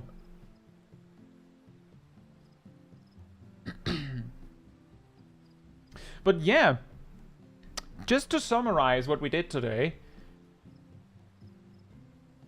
That's bad DMing though, and the reason why Session 0 is important. Well, the thing is, if you have a player that basically goes, I don't want to be in a group, and I don't want to adventure, like if the player repeatedly refuses basically the call to action then that's bad player behavior. Can't blame the DM and just say, well, the DM just has to figure it out better. But there's a difference between railroading and just trying to make something happen, right?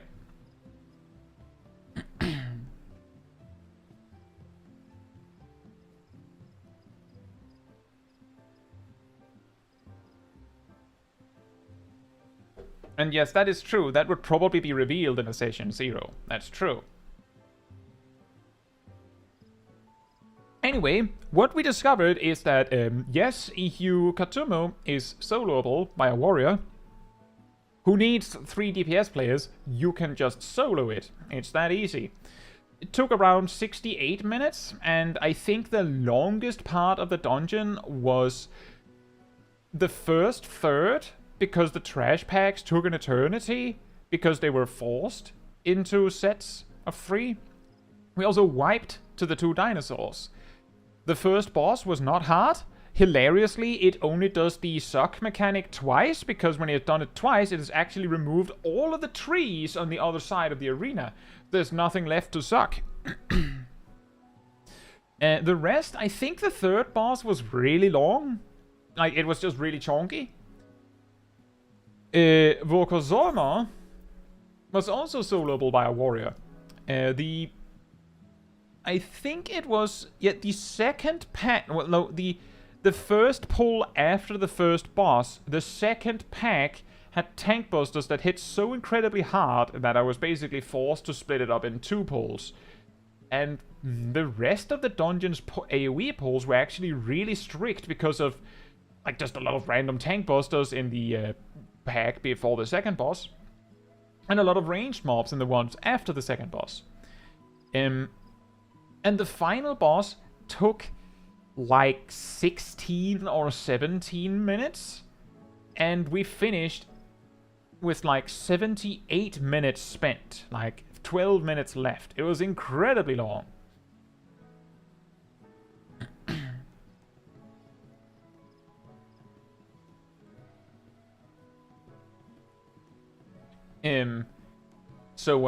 Yeah, doable. In regards to the next dungeons, I happen to know that the final boss in Skydeep Shinote has a soft enrage. I think it actually has 2 of them, apparently. In that it has mechanics that become more and more intense each time it repeats.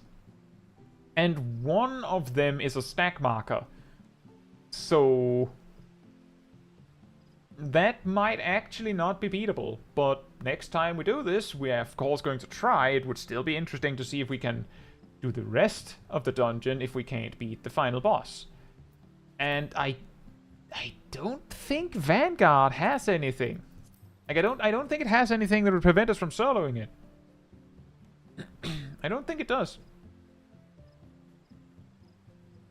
Does it? I don't think it does. She says good playering involves making your character fit in the story in a believable way. Yeah, that's true. And I'm pretty sure that's also something Danjo ultimately would agree with, because that's the point of a session 0, is on the session 0 of a like tabletop RPG situation is you talk about what's like, how are we going to do this? What kind of characters do you all want? What kind of story are we doing? And how are you all feeling? Is there anything we need to know? Like something like like for example, this can be a thing in a session 0, subject matter that is off limits. Like if someone goes, I can't handle it if this kind of stuff happens. Like it could be something as simple as, I know it's silly, but no spiders, please. Like camera turns to the guy over in the corner, like, well, I wanted a spider pet, specifically, a giant one. No, not this time. It helps to figure out where you agree and disagree. It also means that if you can't agree, you already know that there isn't going to be a session 1. But it isn't uncommon, as far as I know, for tabletop RPG groups to not have a session 0, which means that you can have a player that just doesn't fit the story. Even if the DM has, like, beforehand gone, the story is going to be like this, your characters should probably be a bit like that.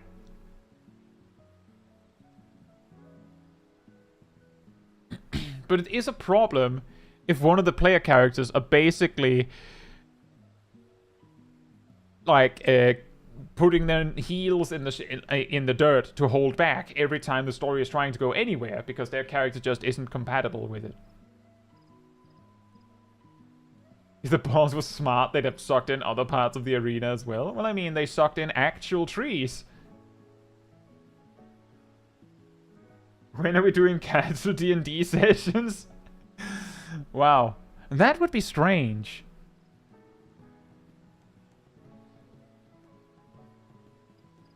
Dart says, my session 0 is trying to convince our Phil guy to play what he wants this time and organize a day and time. Is the Phil guy the one that, like, you have a group, like, let's say, like, you have a session with 4 players and 1 DM. And if you just let all 4 choose, like, if you just let them have at it, you have fighter, wizard, and a rogue.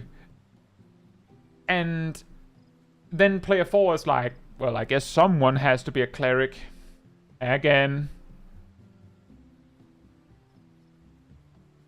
Is it that guy? Is that the Phil guy?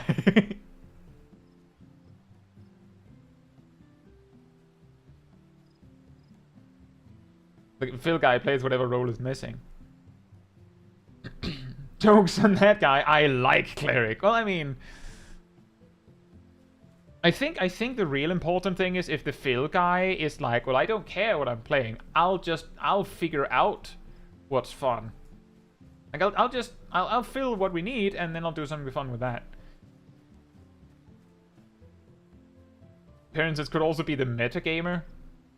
Oh, that's true. That's true.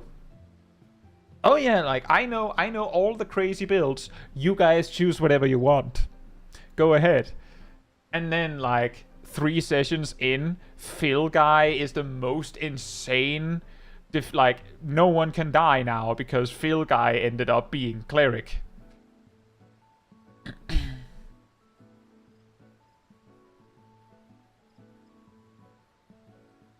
Shiro says, see, I would play what I want as the resident party Phil, but anytime I don't play cleric, everything goes to Jazzbot. Alright, Lexi, good luck. Good luck with M3S. And make sure you don't die!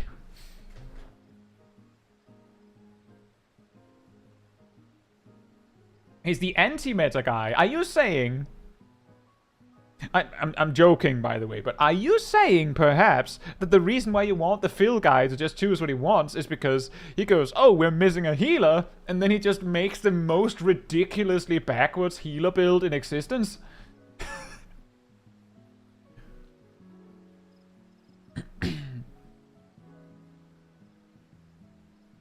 But that is an interesting point. It is good that you don't necessarily need a healer in such a lineup, but the part of the problem there is that if you have a balanced group, like a balanced group of characters, then it makes it, I would say, easier for the game master or dungeon master, what do you want to call it, to like just make an encounter and be like, well, they have like a balanced team, they can figure it out. Whereas if you don't have a healer, then you might actually have to make the encounters to play to the strengths of what they do have. You could argue that, well, a really good DM would probably do that anyway. Like, just because you have a healer doesn't mean that they just have to make every fight, like, extremely generic. They could specifically make a fight that requires the healer to do something.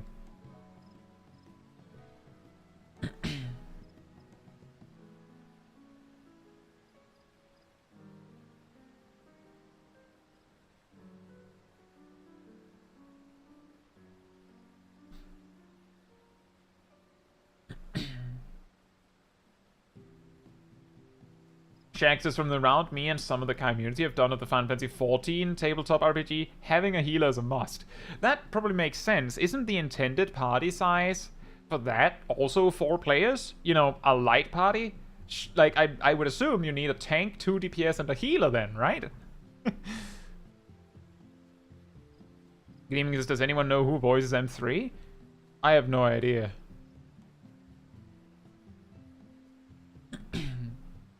That's really funny, Darth. I like to imagine that the real reason that you're trying to convince him to choose what he wants to play is because you're tired of the healer Phil guy being the most ridiculous thing in the group every time.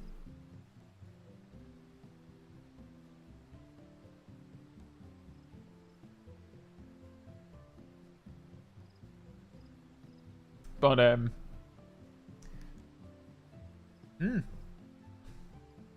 I don't even know how to play that tabletop, and I haven't played very much like tabletop RPGs.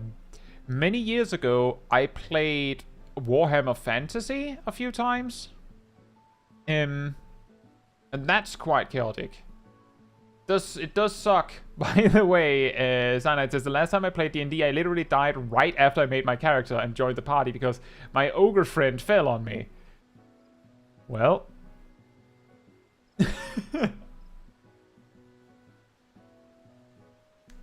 Like, I think the funniest, like, the most ridiculous case of, oops, you died a little fast there, I had in the Warhammer Fantasy sessions I had was, it's not super important what like the backstory was. I believe the DM had like done some like homebrew and decided that the universe was like some sort of homebrew Witcher universe. I haven't played Witcher, so that's what he told me. And some of us were mages, but for the most part magic was outlawed, right? So we were in a camp, specifically, where we were basically told before we entered, you should probably make it not clear, like hide the fact that you're mages. And then randomly, one in our entourage just randomly admitted he was a mage. Like, he just straight up said it. And then he got burned at the stake. And none of us helped because we're like, so if we help him, we are also going to, like, we have to fight all of those, right? Yes. How many are there? Too many. Noted. I was like, well, I mean, if the DM says, okay, so there's a guillotine there, like right above you, and if you fight, like if you shoot an arrow at that rope over there, the guillotine will fall on your head. And then the person goes, I shoot an arrow at the rope. Then you die. Right? Then you die.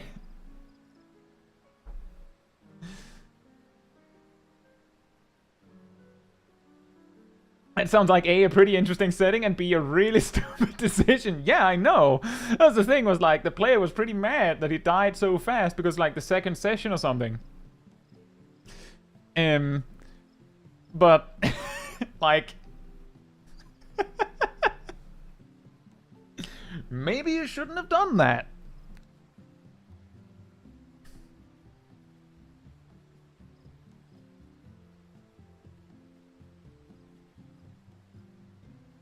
With that said, now we've both had a solo challenge and we've also had random D&D sidetrack.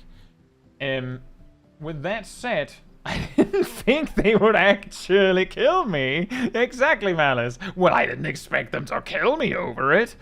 Yeah, well... you should have thought differently, I guess.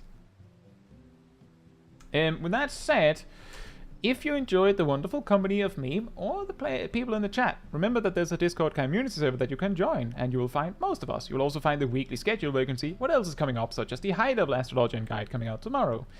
Or our attempt here on the Savage Raid on Saturday. I hope to see you some of you there. We also have the announcement room where you will see links to videos and streams when they come out. And if you go to the role assignments room and grab the reminder roll, you can get a notification whenever I do post a link to a video or stream, and an extra one around 15 minutes before stream starts, so you don't miss a second. And if you enjoyed this particular stream, it helps me a lot if you leave a like on it. That tells the algorithm that this was a very enjoyable stream and you'd like other people to enjoy it as well. So thank you so much in advance. And if you'd like to support the channel even more directly, you can choose to become a member of the channel, you can choose to gift memberships, you could also use the super chat system, or if you don't like the YouTube options, there's also a Ko-Fi link in the description. It all helps me directly, so thank you all so much for the support. I think that's everything then. So, thank you so much for watching, and good night, good morning, afternoon, or evening, depending on where you are in the world, and I hope to see you all very soon. Bye bye!